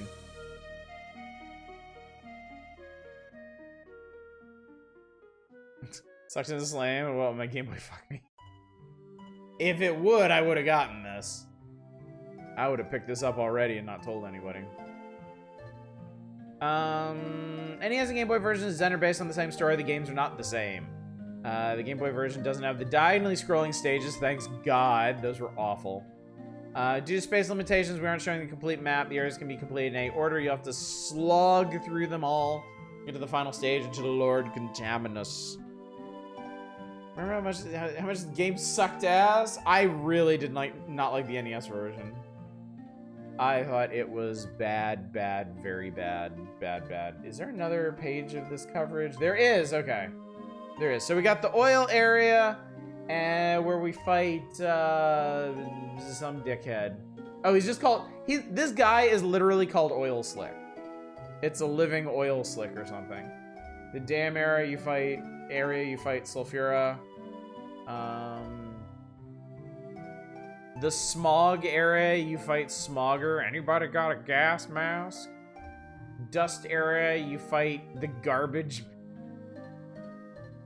Garbage man! There are bonus stages, and then the final area is like a skull cave, and then... Wow, this is how threatening this guy, Lord Contaminus, is. He's like, you again? Why don't you go take a bath or something? And Zen is all like, Zen? Why is the first thing I see when I look at chat, what would a James Sunderland cock ring even look like?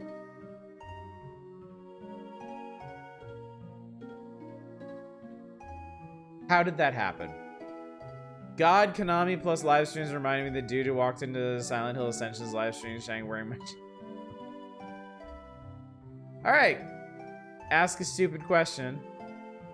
Martha the Mermaid in the Japanese version, Martha originally lost her top. When Link dives underwater near her, she'll scream something and be roughly translated as pervert. English version has changed to so lost a necklace. I remember talking about that when I streamed it. As your eyes are drawn to sentences mentioning cocks and or rings. Mainly cocks. I mean, let's just be honest here, chat. I know what I like. I know what I like and I like what I see. What does it smell like? Haha, just asking questions. Jesus. Alright, anyway, let's play this garbage. Shadows, are you having a stroke? At any rate, amazing cock ring. Pyramid Head has nothing on the depths of depravity of the common Twitch viewer.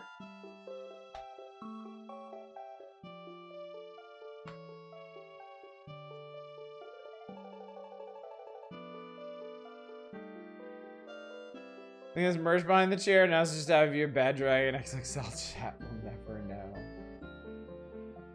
It's the perfect crime. No one need know. Genuinely curious if this is any better though. Honestly, if they, without the diagonal stages and without some of the shittier boss gimmicks, like I remember Sulfura was just the worst. Sulfura in the NES version is such a stupid fight. Because you don't really fight her. You run all over the stage whacking flowers while she tries to murder you. I have an hour 15 left at work and then I'm off for a whole week, so you can be present for... Hey, nice, Eva. That's pretty exciting. Congrats on that. Indeed, indeed.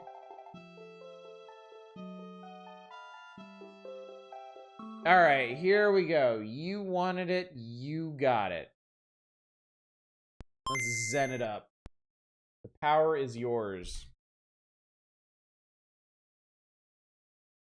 Zen comics. Did anybody read a Zen Intergalactic Ninja comic, like, ever in their lives? More Eva Sass, hell yeah.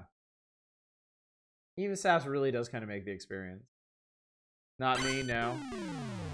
Boo.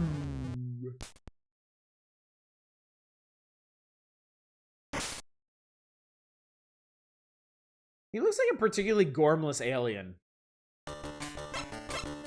Like one of the Greys from XCOM. Just... but without any... Who the fuck is this guy? Is he on fire? I hope so. There are 4 areas of environmental danger. Lord Contaminus is trying to destroy Earth. Choose an area in order to save the Earth.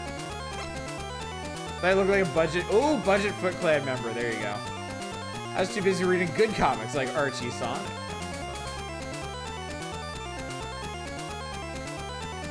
The Zen ascended to being God because he was microwaved as a baby to fucking die, and then it wasn't as good as Archie Sonic. Jesus Christ. Let's fucking go to the oil area. Okay. Alright, this is already extremely promising.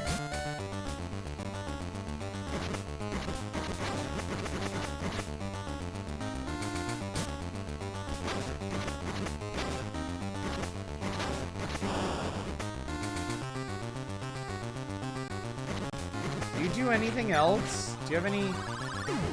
Oh, you can shoot stuff.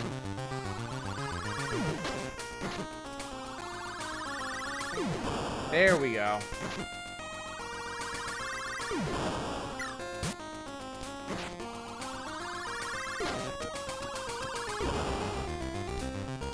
I feel like these enemy designs have the potential to be really interesting, but they're not. Fuck. But they're not.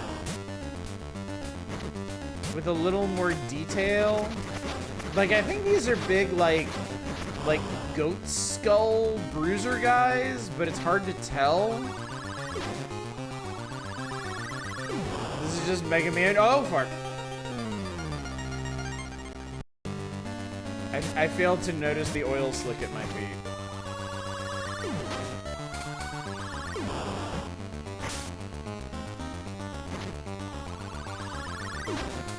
I thought they had tubes connecting their football pads to their brains. They might actually. That might be a thing as well. Oh my god! I was like, seriously. Surely you can reach him. We made the original TMNT game from the system's launch with less smooth and without the music or the recognizable characters. This is a Konami joint, so yeah. That literally might have been the thought process.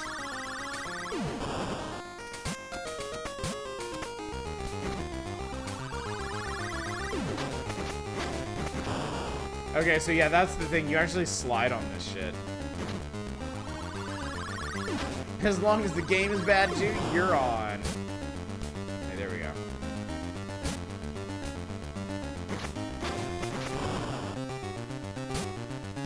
Quick. What the fuck? Hellboy created a run of Zen Intergalactic Ninja? Really? Oil area, of course, it would have ice physics. Can't argue with that, I suppose. Oh, we're going down. Ow. What if I just... What if we just leave? What if we just... Oh, you can Mega Man slide in this, too. Ow, fire. Ow, also fire. But I got all my health back, so who gives a shit?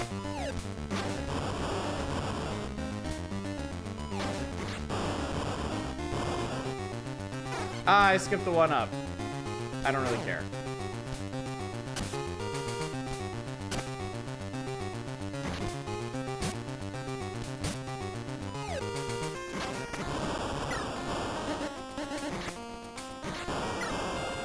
Toxic Froggos or something? I don't know.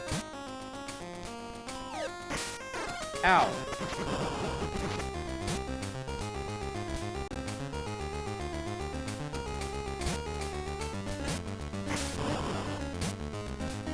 Is that like a diamond or something? Why is there a floating oil barrel? Oh god. Oh god, no! I jumped too soon! Shit! This runs on the Castlevania Adventure Engine, looks like from watching, but I mean, it runs at like 300% speed, if that's the case. I'm not used to Castlevania Adventure being this swift and smooth. I don't know what to think about this.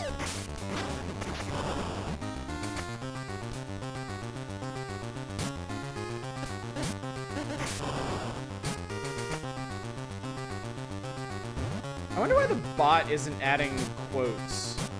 There's a couple other commands the bot hasn't really been listening to lately. I'm not sure what's going on.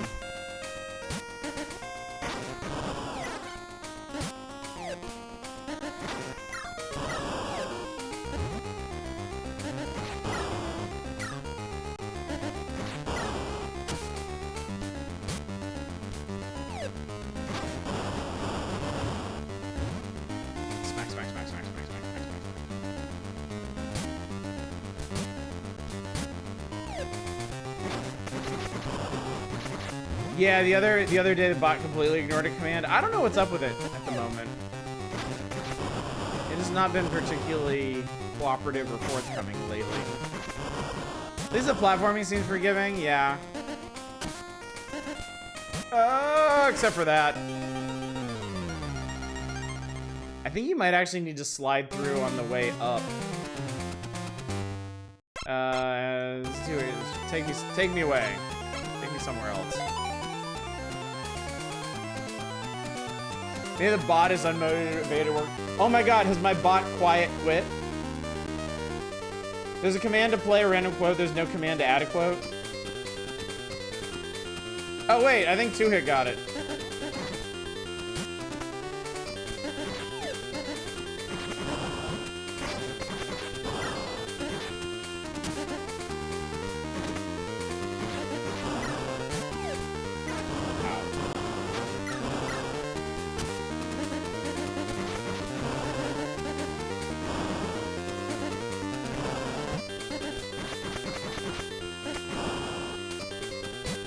This song is pretty poggers. Oh god, no! Fuck, Jesus!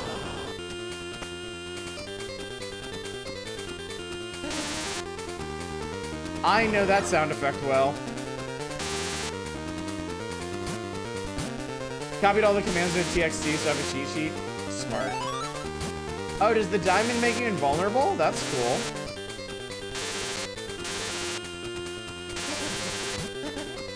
I wish jewelry made me impervious to pain. A lot of Gradius devs worked on this. Oh, okay.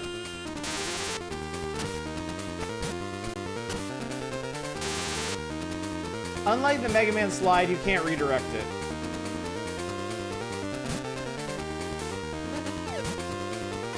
Ow.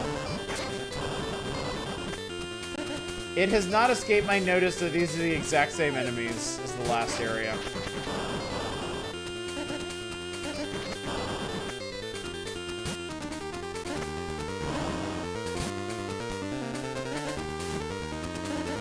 Does look competent, just kind of boring? Yeah. I mean, does it pass the Castlevania Adventure test? Yes. I would rather play this than Castlevania Adventure. Would I rather play this than TMNT Fall of the Foot Clan? No. Absolutely not. Where the fuck did you come from? Wait, why did I get that? Now I have to play this longer. Shit.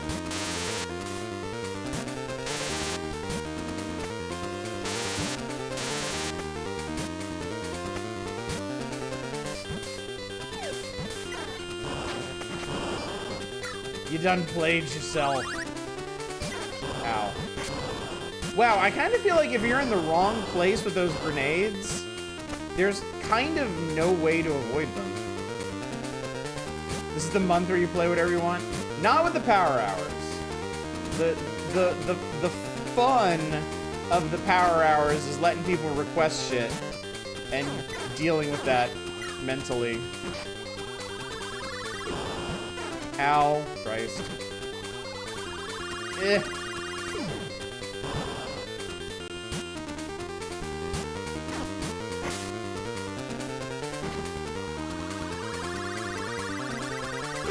Did I try to show you something? You did! You did. It was something that I was pretty much not aware of. Oh my god, they put Yoku blocks in this game.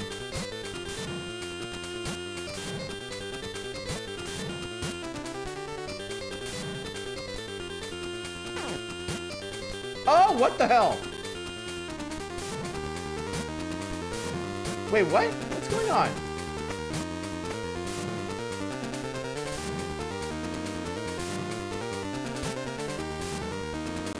Oh my god, dude.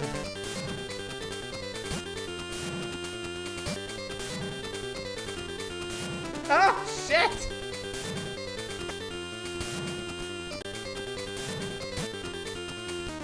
Getting over with Zen Intergalactic Ninja.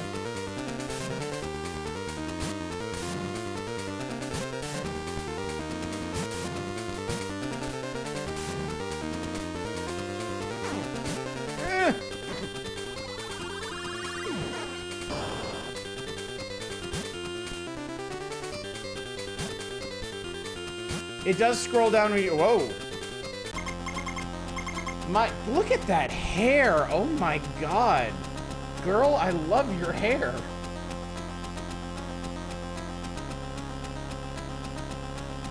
My acid rain. No, tell me about your hair. Will melt earth. Yeah, right. I'll rain on your parade. That was clever. That was good. That was... God damn that hair.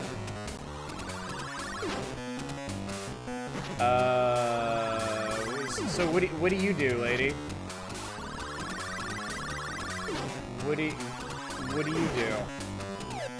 Oh, now she's doing, okay, cool. Now she's doing something. All right, well, that was very exciting.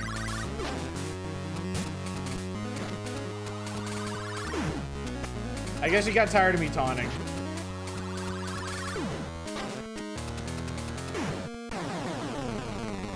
Oh, she died. The end. Imagine Ben Foddy calmly reading Intergalactic. You fell down. Oh, God.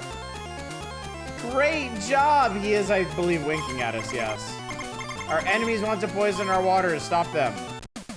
Wait, what the hell? Oh my god. It's Duck Hunt with littering.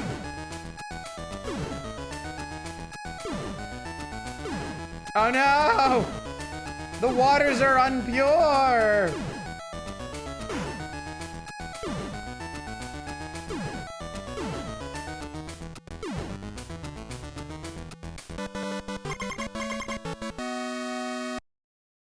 Look at this clean, delicious fish I can now eat. Once on Oddish, you save the environment. You can't just shoot the litterers. Nature is saved! You get 10,000 points. We saved the Earth, chat, and we got 10,000 points.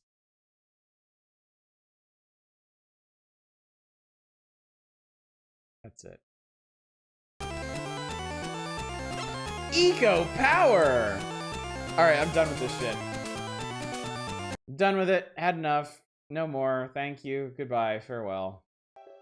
Happy trails. Don't let the door hit you where the good Lord split you. Nature is saved. It's just that easy, folks.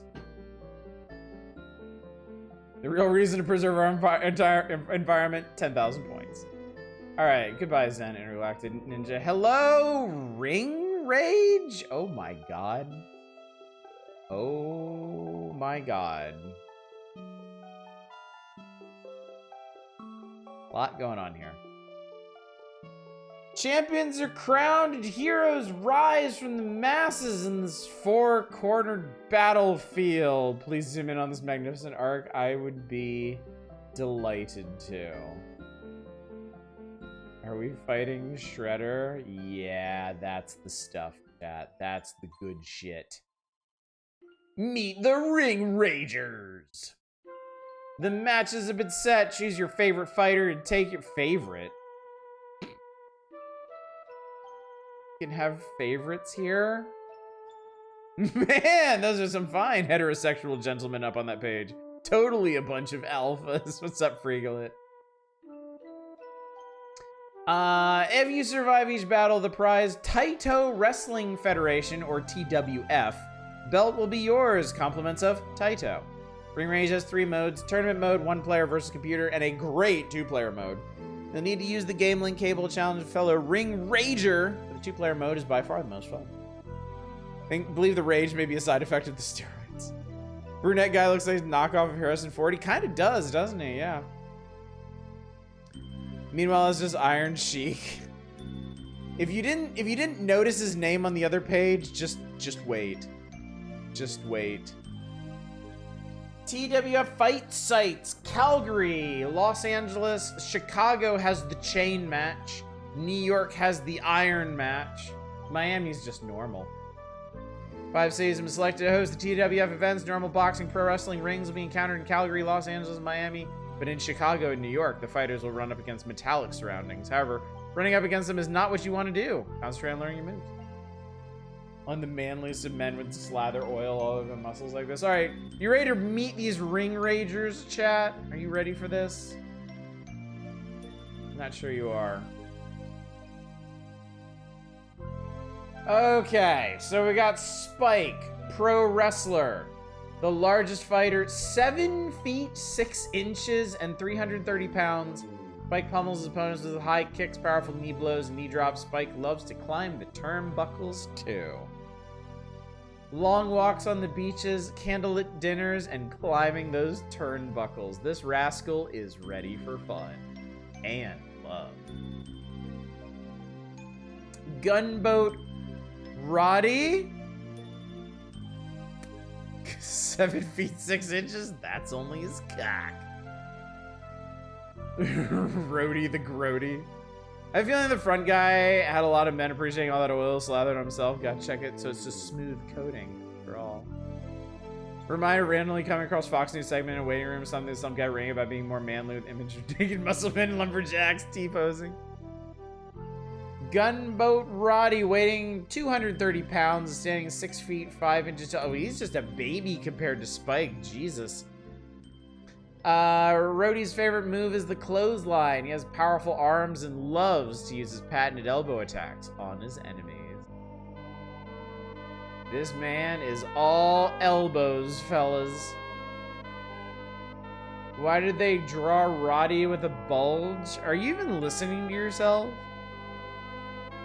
Do you understand what a ridiculous question that is? Can Roddy even clothesline Spike being more than a foot shorter? For people like us, Shadows. For people like us. Alright. I need you to mentally prepare for these next 3. I'm not sure you're actually ready for this. I'm not sure you ever will be, but here we go. So it's not Iron Sheik. It's Shaddam. Shaddam. Can't imagine where they got this name. Also a pro wrestler. This brawler is an expert at hand-to-hand combat. His best move is the super thrust. You can catch an opponent off guard and quickly send him flying to the mat for further attentions. Yasha is just 1990s Doom guy without the green armor. Isn't Shaddam a Dune character? Yes, it has bulging and oily, manly pecs that made Boris Vallejo green with envy. I am ready for a dating sim wrapped in a wrestling game. Aren't we all? Like, damn, aren't we all? So it looks like if Shredder was half naked. Shaddam Boosie. We also got KO Joe, the kickboxer. So we've had pro wrestler, pro wrestler, pro wrestler. Kickbox, there it is. I was waiting for that. I wasn't gonna play this bullshit of my own volition, so. This boxer turned kickboxer from San Francisco enjoys being able to complement his boxing techniques with kick moves. Still relies heavily on super uppercut. This boxer turned kickboxer loves boxing and kicking. What the fuck are the crowd shouting? They're basically making like Junji Ito sound effects, like the woo of the lost and unquiet dead, cast to the depths for millennia. Ooh. And of course we have Yasha, the karate fighter. Rounding out the field, Yasha is the smallest competitor, but has some cool moves. In addition to being fast, his super kick can quickly destroy challengers' hope of victory. I saw the first O as a C and was confused. Them Yasha gams, though? Yep. I mean, it's not a good angle for it, but you got. I imagine Yasha's pretty caked out. If he's not, Shaddam certainly is. I mean, damn. Anyway, chat, this is definitely a game that we're going to play. Other screenshots make them all look like Shadow Monster. I know. I don't know who does this. Like, this is. I'm pretty confident these characters on the profiles here are not official key art. They're probably done by an in-house illustrator at Nintendo Power, because I've seen this kind of art for other features, and it's so indistinct. Like, their features are so light, it makes them seem almost ghostly, and like not in a cool way or anything. Excuse me, the sound dude for this went on to do the sound effects for some of the Ace Attorney games. Amazing. Play this game.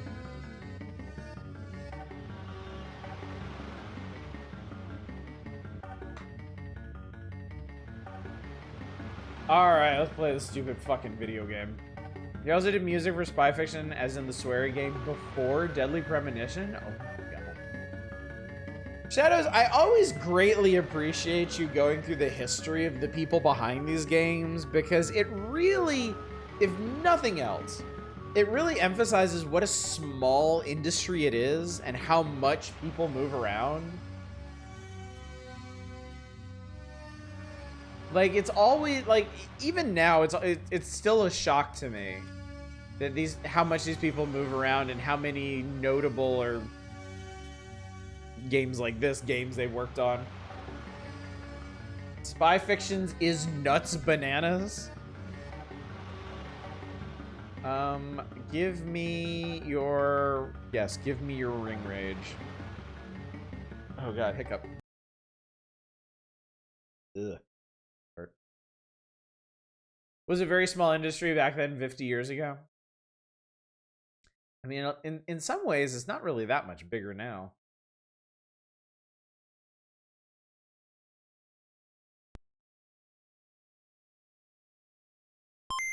Wing. Oh my god, I feel the rage infecting my veins even now. Wow, I can't wait. Love that icon. They didn't put that fucking icon anywhere on the Nintendo Power page. The Martial Arts Grand Prix. Well, obviously we're doing a tournament. Wrestlers select. We can be Roddy or Spike or Yasha or Shaddam or Joe. Who do you want to be, chat?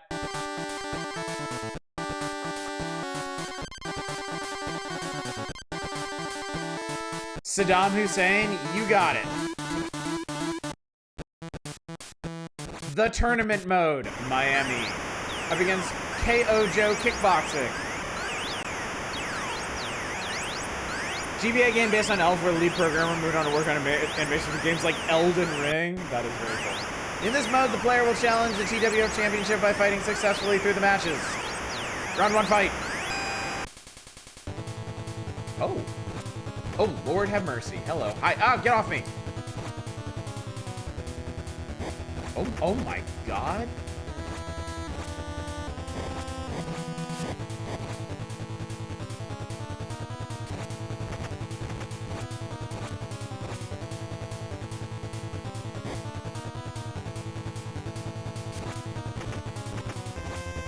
Yeah, this is wildly fast-paced. Yeah, dude, I'm getting my fucking ass beat. This is not easy.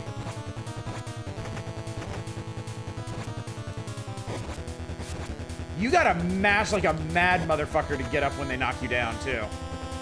Like, he gets up way faster than I do because I'm pretty sure they just let the computer, like, mash infinitely fast. I can barely do anything to this guy.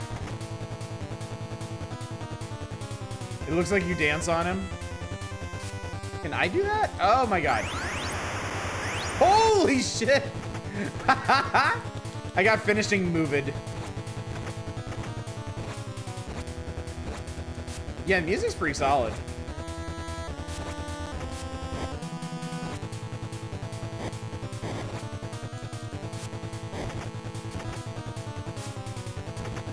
Oh, that's okay. That's how you pin people. Okay. So chat, I gotta say, as interesting as the gameplay might look, it really just comes down to mashing as hard as you can. Like, it almost feels like track and field in that sense. Like, you have to outmash the AI. And of course, it's an AI, so it's not gonna, they're not gonna make it easy on you.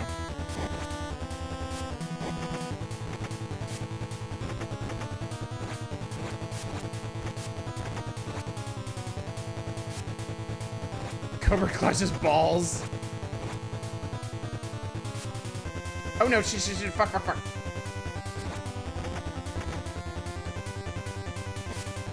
Oh, Lord have mercy, dude. You sure fucked that, didn't you? I want to do running attacks like that. What the hell, dude? Oh my god, I didn't even have a chance on that one.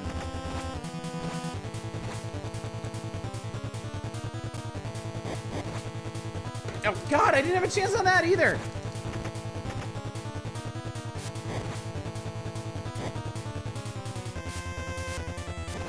Aw, fuck you.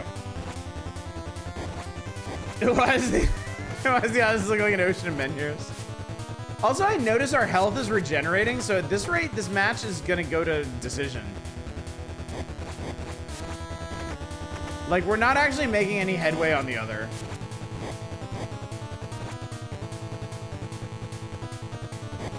Eventually, I'd like to see you use turbo buttons just for the hell of it, but don't tell us. Yeah, I don't actually have that capability on my PC controller. I don't think. Unless there's some kind of, like, full auto hold you can enable for this, for the 8-bit DOE.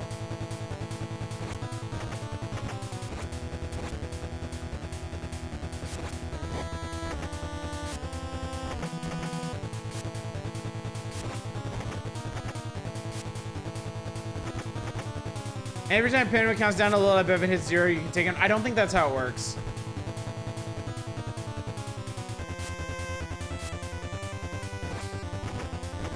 Yeah, it's a new count every time you pin them.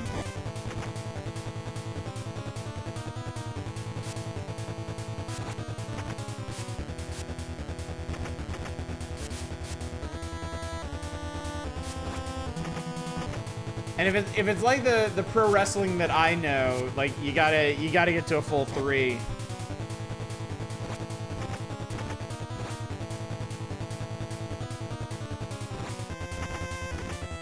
Okay, look, straight up, my fingers are getting tired, and this is not worth it. This is just not worth it. Actually, I'm kind of curious how long it would take this guy to defeat me if I just don't do anything. All right, I put the controller down at the 6-minute mark.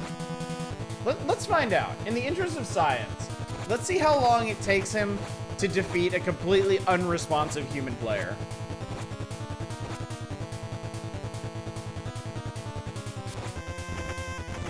Thing is, your HP is regenerating faster and it hits you. He's making headway.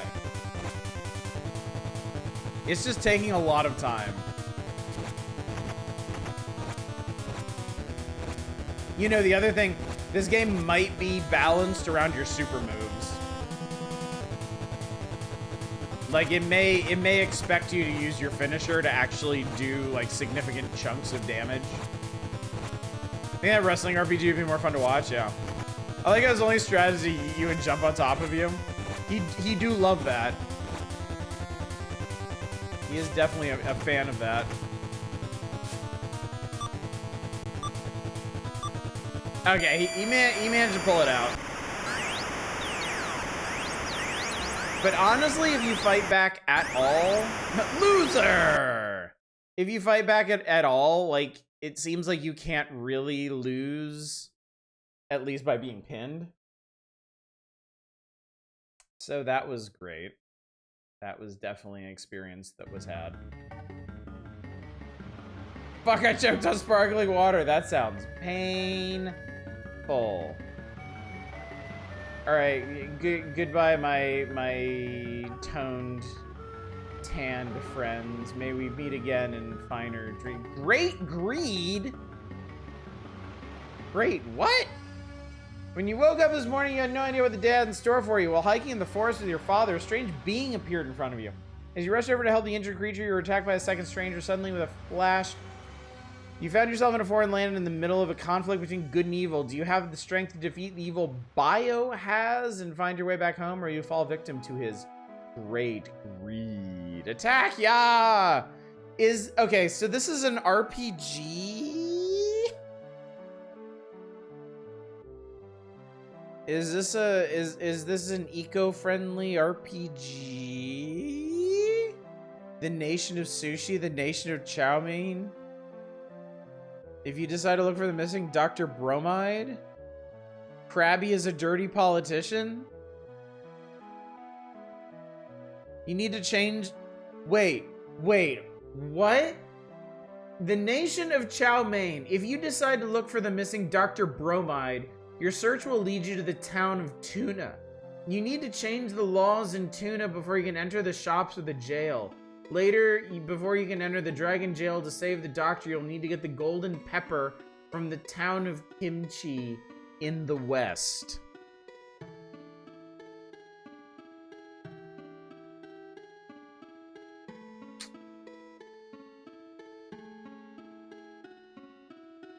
Yeah, but like with weird action RPG turn-based hybrid combat, also some of the earliest gay representation RPGs. At the end, you get to marry a princess. I think you can say nah, just marry a dude instead. Oh, easy, just run for office and win and beat the local legislature, change the laws. Food stuffs the game. I think that was technically Princess Tomato in the Salad Kingdom. Which I really wanted to do a full playthrough of, and it ended up being more awkward and annoying than anything. This has to be a Japanese game. It says at the top, 1992 Namco. So published by Namco. Do they mention who it's from down here? No, they don't. All right, let's try it. What else is there to do? But engage in great greed, chat. Never heard of this game before. Weird. I had completely forgotten about it. I had completely forgotten that this was a thing. Ever. Your protagonist is canonically bi? That's really cool. Has a generous autosave system? I like what I'm hearing. All good things, all good things.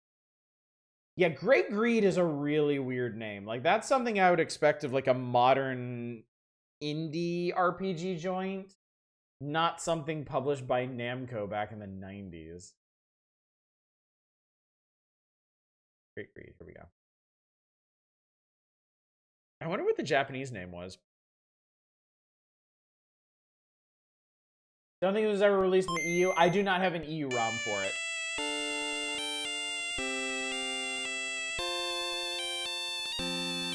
Oh, Lord. Okay, this is better. Cool sound programming. Great Greed known in Japan as Vitamin Kingdom Story. Oh, so Great Greed was some... Great Greed was them trying to, like change up the marketing for the Western audience then. Okay.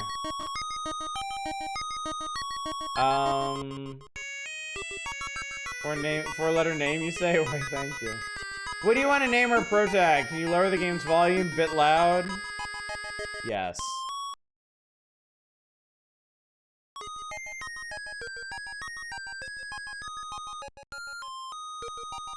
Shit.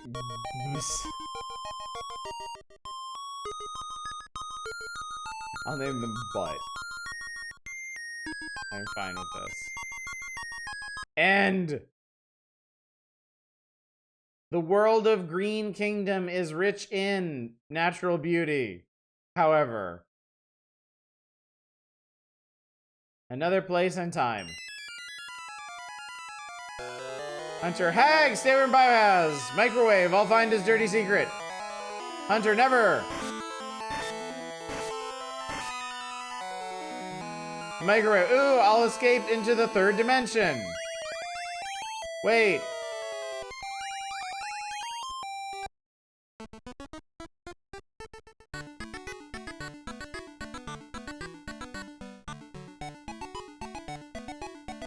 I'll go check the acid.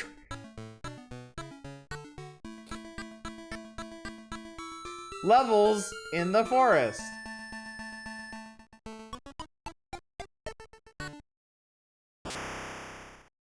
Oh my lord. Do we do something? No, I don't want to do anything about this. Goodbye. But thou must! Lotus have free reign over this? Possibly, yeah. We're back to, yeah, somehow we're back to the environmental game again. Where am I? Uh-oh. Found you! Not again! Time to warp again. Try it. Oh no!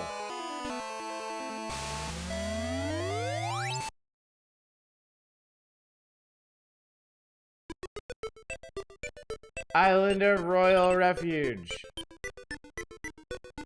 Where's my big ass backpack? Must get to the forest. Shall I carry you on my back? Yes. Thanks. Oh, that's cute. The forest is located between the mountains. Come on, Microwave. Also, since we're gonna be hanging out together, why the fuck is your name Microwave?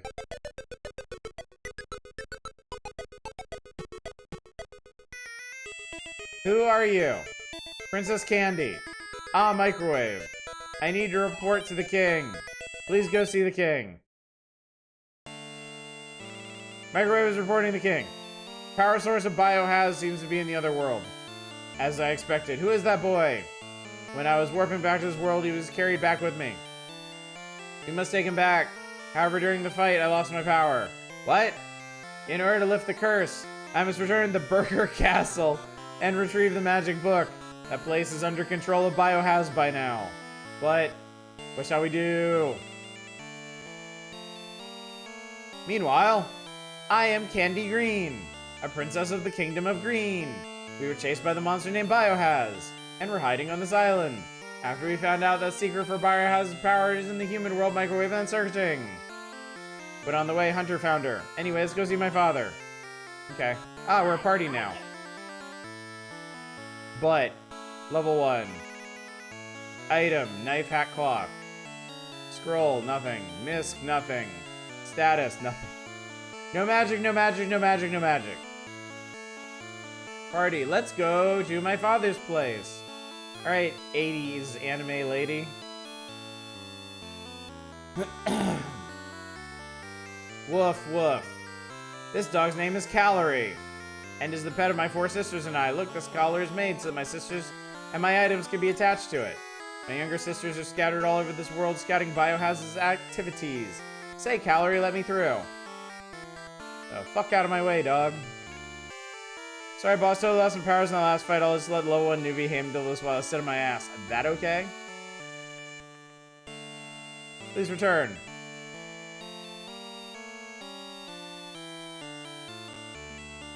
Oh, that's stairs. That was like a vase or something. This place is for weapons. Let's go to Father's place first. Is he upstairs or downstairs? I am the Chief of Bodyguard's lunchbox. That's it. That's it. I am Administrator Timeout. I'm Training. Nice to meet you, Training. I'm Butt. Oh. Training has a twin. Also named Training. When the writers haven't eaten in days but have to meet deadline. Every one of these names are A+.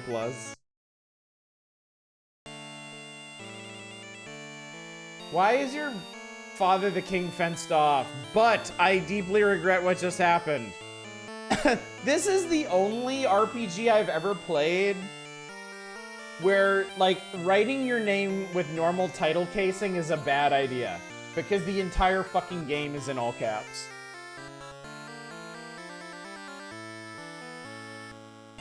It makes it look like everyone's whispering your name. Okay, what? Feels like the developer used a randomizer to name people that didn't even bother to give any rules. I'll go to Burger. And retrieve the that was it. I will go to Burger. Retrieve the magic book, then I'll be able to take you back. Dad, I'll go with microwave, too. What? My younger sisters are working hard. I want to help, too. No, you must be here to take my place if something ever happens. The enemy's attacking. Uh-oh. The enemy's invading. King Green, take butt to a safe place. Take butt to a safe place. I can marry all these people? Cool. Not really my primary concern at the moment, but cool.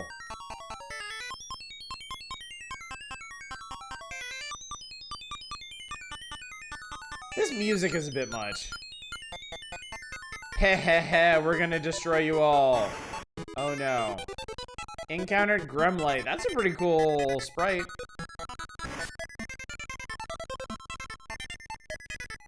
Ah, okay.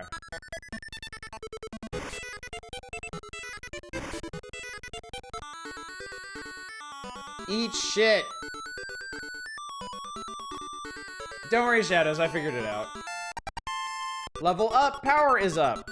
HPMP recovered. I'll get you back. I'm worried about my father. Let's go back. Oh, Jesus Christ. We just got here, man. How lame.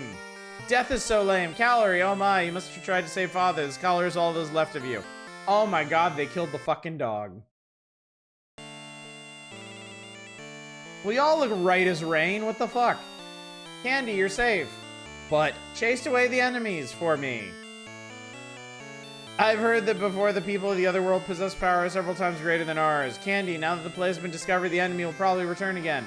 The time has come to leave this place, but you go with Candy to Land of Sushi through the underwater tunnel north of here. Get equipped with weapons in the room downstairs first, but be sure the weapons are equipped. A magic scroll must also be set before it can be utilized. Also, held magic can only be set in one position. Jesus Christ, alright, shut up. Music wasn't so ear-piercing. I think this is kind of charming. Yeah. That's what's killing this for me right now. I wonder if this is where Remar got the idea for Princess Remedy. Chest open, found helm. Chest open, found wood. Chest open, found dagger. Chest open, found padded. Chest open, found heal one. Maybe there's a mute mod. Item. Use. Can't use. Item. Use. Oh, there's. I'm stupid. There's an equip button. There we go.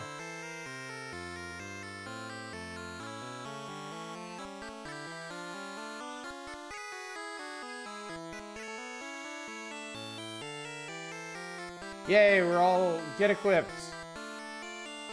Place magic, heal magic may only go on the bottom, but why? Physical mod builds in the Game Boy lets you adjust volume. The composer of this moved on to do arrangement for Smash Brothers. Of course they did. And did music for the Tekken games. What if Saga be even more obnoxious? Is this the sushi tunnel?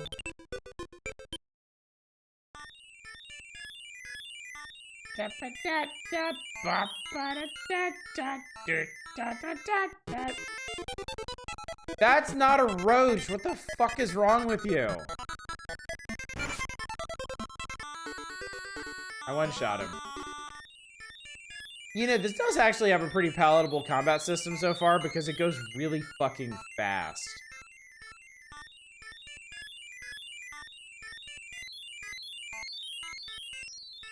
Does only work on Game Boy, apparently also work on the Kelowna series and Ace Combat.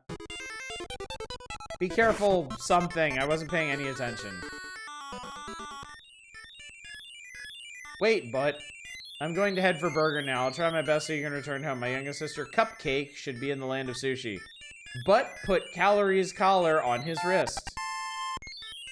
Then be careful. Alright, bye. I'm actually very, very happy this thing did not look like its namesake. The nation of sushi. The underwater cave is closed.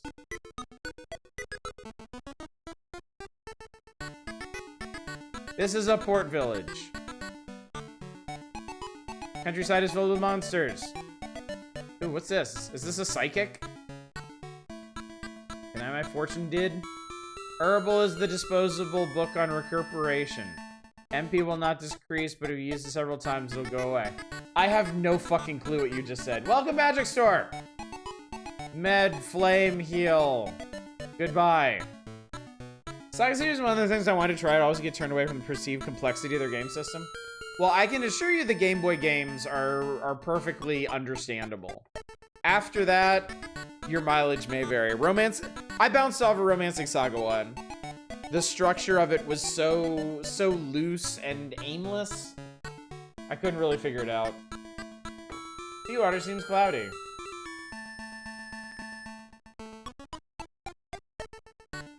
World of Green is made up of 7 nations. The 7 food groups. The 7 genders of food. There soon will be an election for mayor in Shiskaberg. Take me to Teriyaki Town. Start with Unlimited Saga, and then literally every other game ever made will be crystal clear and approachable by comparison. The next ship? I don't have any idea.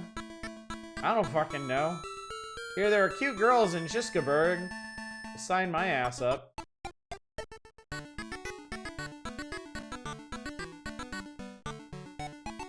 Yes, good night. I mashed through too fast. Thank you. I think I lost all my money doing that too. Look at Yakiniku Town.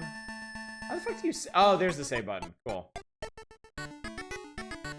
Good stuff. But alright. I think that's enough for now.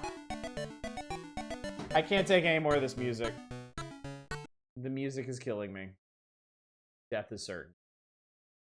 And it autosaves every 5 minutes. That's pretty cool, honestly. That is a really nice consideration, to be fair.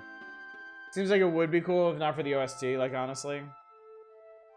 I suppose if we ever Doom streamed it, I could just turn the volume way, way, way, way, way down.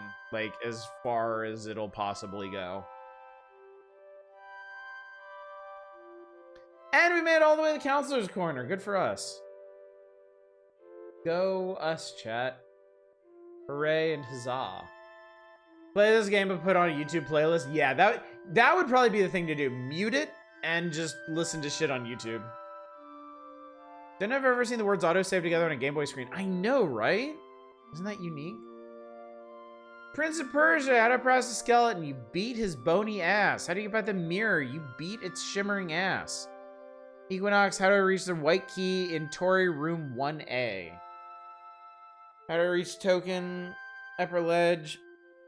I mean, look, these are hard-ass games. These are very difficult. It's no surprise that they're taking up a bunch of space in Counselor's Corner.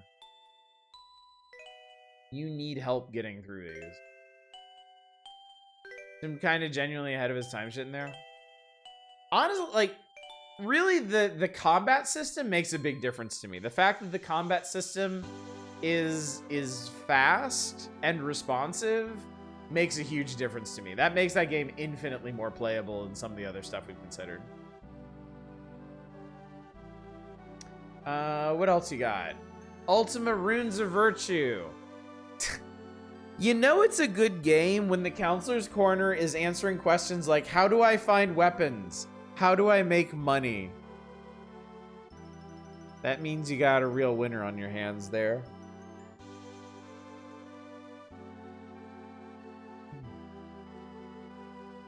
does have a get-rich-quick screen. And scheme. And then there's Mega Man 5. How do I get past the Crystal Gunners? Yeah, they suck. I hate them. And then the fucking pink robot. God, the pink robot sucks so hard. What are the Crystal Gunners? They're basically the Joes that shoot the crystals instead of regular bullets. They're completely invulnerable when they're generating a crystal and right after they shoot it. They have very, very, very narrow vulnerability periods. Some of the scenarios also seem kind of funny, like having to sprint away from poisonous fog by eating spicy food that makes you run in desperation. Or exploring an abandoned record factory with giant spinning vinyl records you have to move around. That's all pretty cool. That's all pretty solid.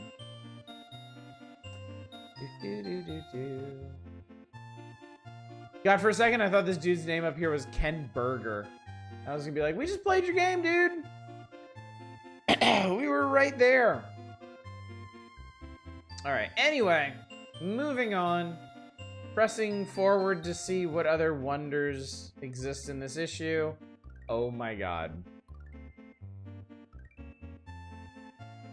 Oh my god, I forgot this was a feature in here. We're gonna read. Oh shit. Nope, you're not getting away from me that easily, magazine.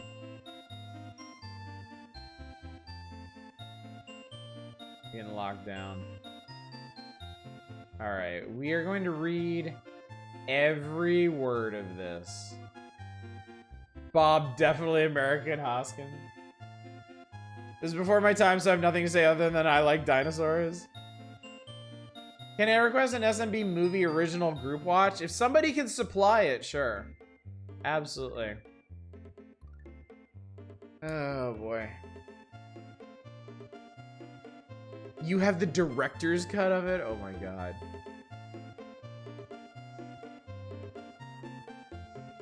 Jesus Christ. This is, like... In retrospect, it is so unbelievable this movie got made.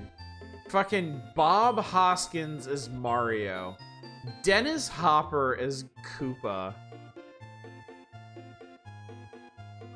And the absolutely insane aesthetic of this movie. It's so wild, dude. Next month, Mario and Luigi will make their way to the big screen in a full-length live-action movie starring Bob Hoskins and John Leguizamo as the famous video bros and Dennis Hopper as a brooding Koopa. Longtime Mario Bros fans will see their video heroes in an all-new setting, embarking on an all-new adventure. And it's one that promises to be a departure for the duo in more ways than one. Nintendo Power is doing their best, but they really can't they really can't hide what this thing is. That's really funny. The original script was really, really good, and the directors threw it out, replaced with random written on the fly garbage. The cast joined due to the original script. One of my favorite things in Super Mario Brothers is stringy, sticky shit everywhere for absolutely no reason.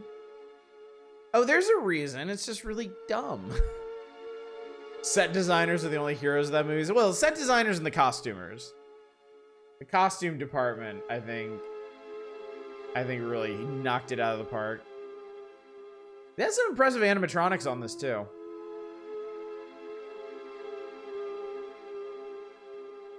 When I got thrown out, they basically just quiet quit and filmed their scenes drunk as hell.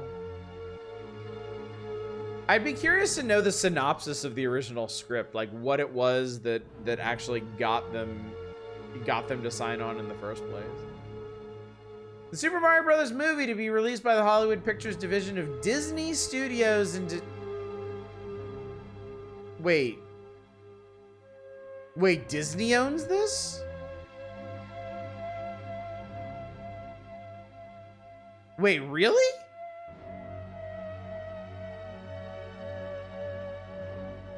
Is this available on streaming anywhere? Surely this isn't on Disney Plus.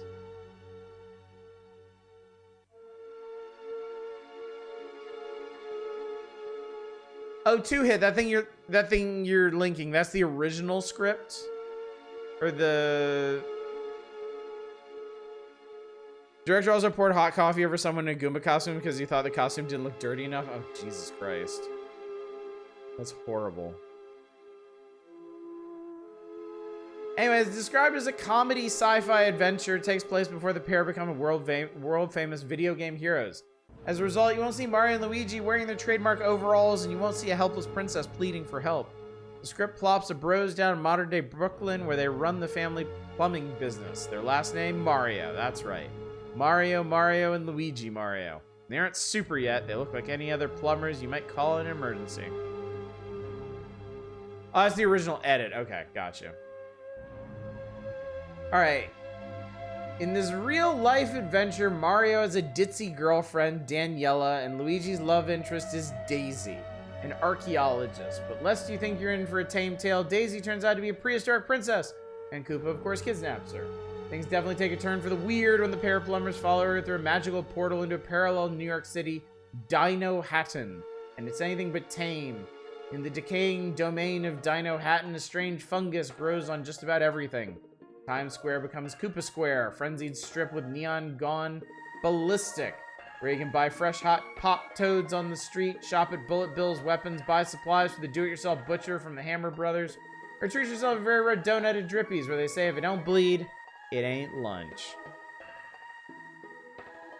The page has a full explanation of what it is. The original premise sounded like a comedy road trip film with Mario and Luigi acting closer to Laurel and Hardy and basing the Mushroom Kingdom off of parodying fairy tales. That's a really interesting take. Previously unseen deleted scenes include the Mario Brothers running afoul of the probably mafia-connected Scapelli Plumbing Company, Koopa murdering a technician by de-evolving him into slime, and Iggy and Spike rapping about the overthrow of King Koopa at the Boom Boom Bar. There's more Danielle and the Brooklyn girls. Most scenes are extended in this version with a lot more Dennis Hopper as Koopa and the rest of the cast.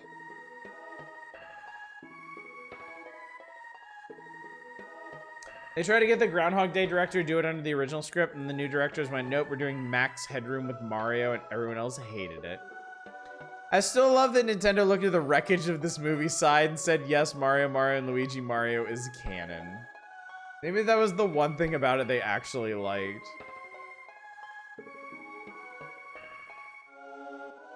Dennis Hopper as Koopa is doing a lot of work that maybe shouldn't have been done. I gotta be honest, I would legitimately like to watch this again. Like, I watched it as a kid, and I mean, it was absolutely bewildering. Like, it was bizarre on every level, but it also had some legitimately neat parts. I would by no means ever refer to this or even suggest that this was a good or worthwhile movie, but I know there were some things in it that I would kind of like to see again.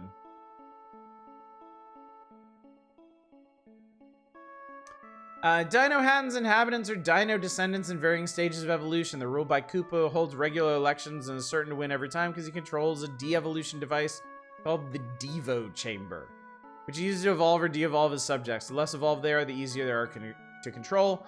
They're troublemakers like the street protester played by Mojo Nixon are de-evolved. Koopa finds, though, after several boggled kidnapped attempts that Iggy and Spike are just too stupid in their de-evolved state to be of any use to him. They pops in the Devo Chamber and lets them evolve in the hopes that they can capture Daisy. Evolution does not work that way. That is easily the least of this movie's sins. Ramus basically said, I appreciate the effort, but nah, so they hired two random-ass people who then threw out the original script.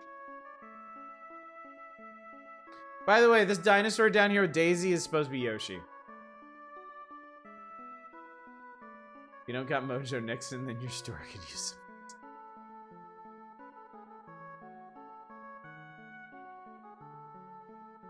Oh boy. New directors went, what a Max Headroom, but Blade Runner, but Tim Burton's Batman are apparently a nightmare to work with. Considering that one of Mario's first roles was in Mario's Cement Factory for tabletop and Game & Watch, the film producers found a perfect site for the shoot, the Ideal Cement Company near Wilmington, North Carolina. Elaborate sets for the Dino Hatton scenes were built in the abandoned factory's huge empty warehouses, and other sites in the compound were used to shoot tunnel scenes and car crashes. Hoskins, who starred in Who Framed Roger Rabbit and Hook, said playing Mario was, quote, a lark. He was first introduced to Mario by his two young sons, who are video aces. When we asked him if he played, Hoskins said he tried Game Boy but was all thumbs. Gamers might consider this advantageous, but Hoskins obviously meant he wasn't very good. It looks like he's been practicing Leguizamo 28 as a younger Luigi than you might expect, but remember that this is Luigi before all of his video game heroics, before he grows a mustache while filming the movie. Leguizamo bought a Siberian Husky puppy that he named appropriately, we think, Luigi. Looking it up, Miyamoto tried to resist Mario as long as he could, but finally accepted it for the 30-year anniversary. That's honestly really funny. Koopa looks mostly human, but he changes during the course of the movie to reflect his reptilian heritage. Spoilers. Makeup artist shaved Dennis Hopper's eyebrows, gave him a very pale complexion, rimmed his eyes with red. Special visual effects like the one to make his eyes change from human to reptile reveal his true nature. Speaking of visual effects, between 60 and 100. Wow, can you imagine, chat? 100 special effects in a motion picture? Wow. Truly, we're living in the future. State-of-the-art digital compositing techniques were used to make visual effects like the portal through which the present-day New Yorkers entered Dino Hatton. Super Mario Bros. The movie has a look and feel all its own. This is no video game. Koopa's more sinister than ever. Luigi worries about his future. And Mario's a regular Joe plumber, at least in the beginning. How do two plumbers from Brooklyn save a princess in a parallel universe? And how do the movie adventures lead to starring roles in video games? Find out next month when the movie premieres. Go watch it yourselves. Hold on to your asses. Can't we just have the road trip comedy version? Because it seems like it would actually sort of fit for Mario. I wonder if there was anything that they could have made that would have actually fit the IP at the time. I wonder what Bowser's doing during this. And then, of course, we have the amazing animatronics. Visual effects promise to be stunning, but another scene stealer is likely to be Yoshi. It was brought to life by animatronics. Patrick Tatopoulos designed the baby T-Rex. So they made Yoshi a baby T-Rex. I guess because Jurassic Park, maybe? Mark Majors sculpted the latex body. David Nelson headed the team that created the animatronics. None of them were familiar with the Yoshi of Nintendo game fame, so he looks nothing like you might expect. That tracks. Dead producers Roland Jaffe and Jake Eber wanted Yoshi to fit into the human cast. Into the human cast that surrounds him. He's a realistic-looking 4-foot-tall dino, but he's oozing with personality, thanks to the many expressions and movements he can make. 70 cables feed into Yoshi's body. It takes 9 cable puppeteering people to operate the fully functional model. Yoshi's dinosaur? Say no more, fam. Seems like they're really struggling to find nice things to say about this. Yep, this certainly is a movie with a look. Look at all these different things and stuff in this motion picture. Framer moves ahead, 12. The Goombas that serve as guards for Koopa look nothing like their video game counterparts. These 8-foot-tall lizard men were created by Alan Pone and John Pfeiffer of Makeup and Effects Laboratories. They molded foam latex over fiberglass shells to make the eerily real-looking lizard skin. Large head movements are made by the people who wear the Goomba heads, but skin movement and facial expressions are created by radio control operators. Although there are several different Goombas, the scene stealer turns out to be Hark, who in the end shows that he has a heart. I have no idea what the hell they're talking about, chat. No fucking clue whatsoever. They put a lot of work into that not Yoshi at all dinosaur. Appreciate you ungrateful fucks. Also, basically just warning us as an adaptation in name only. Yeah. Well, can't say we weren't warned. Man, what a weird ass movie. Yeah, I really do want to see it again now. I want to be refreshed on this. I want to be reminded. Anyway, what's on the next page after this? It's Kerbo. Baby Yoshi pictures such a mood. In the Mario Multiverse movie that comes out in 10 years, there'll be a cheeky reference to this movie, maybe a John Leguizamo cameo. They would totally do that, wouldn't they? They would absolutely totally do that. Mario Bros. Is an awful movie in most ways, aside from being absurd, campy romp. Kirby's Adventure, of course. Okay, I have a question.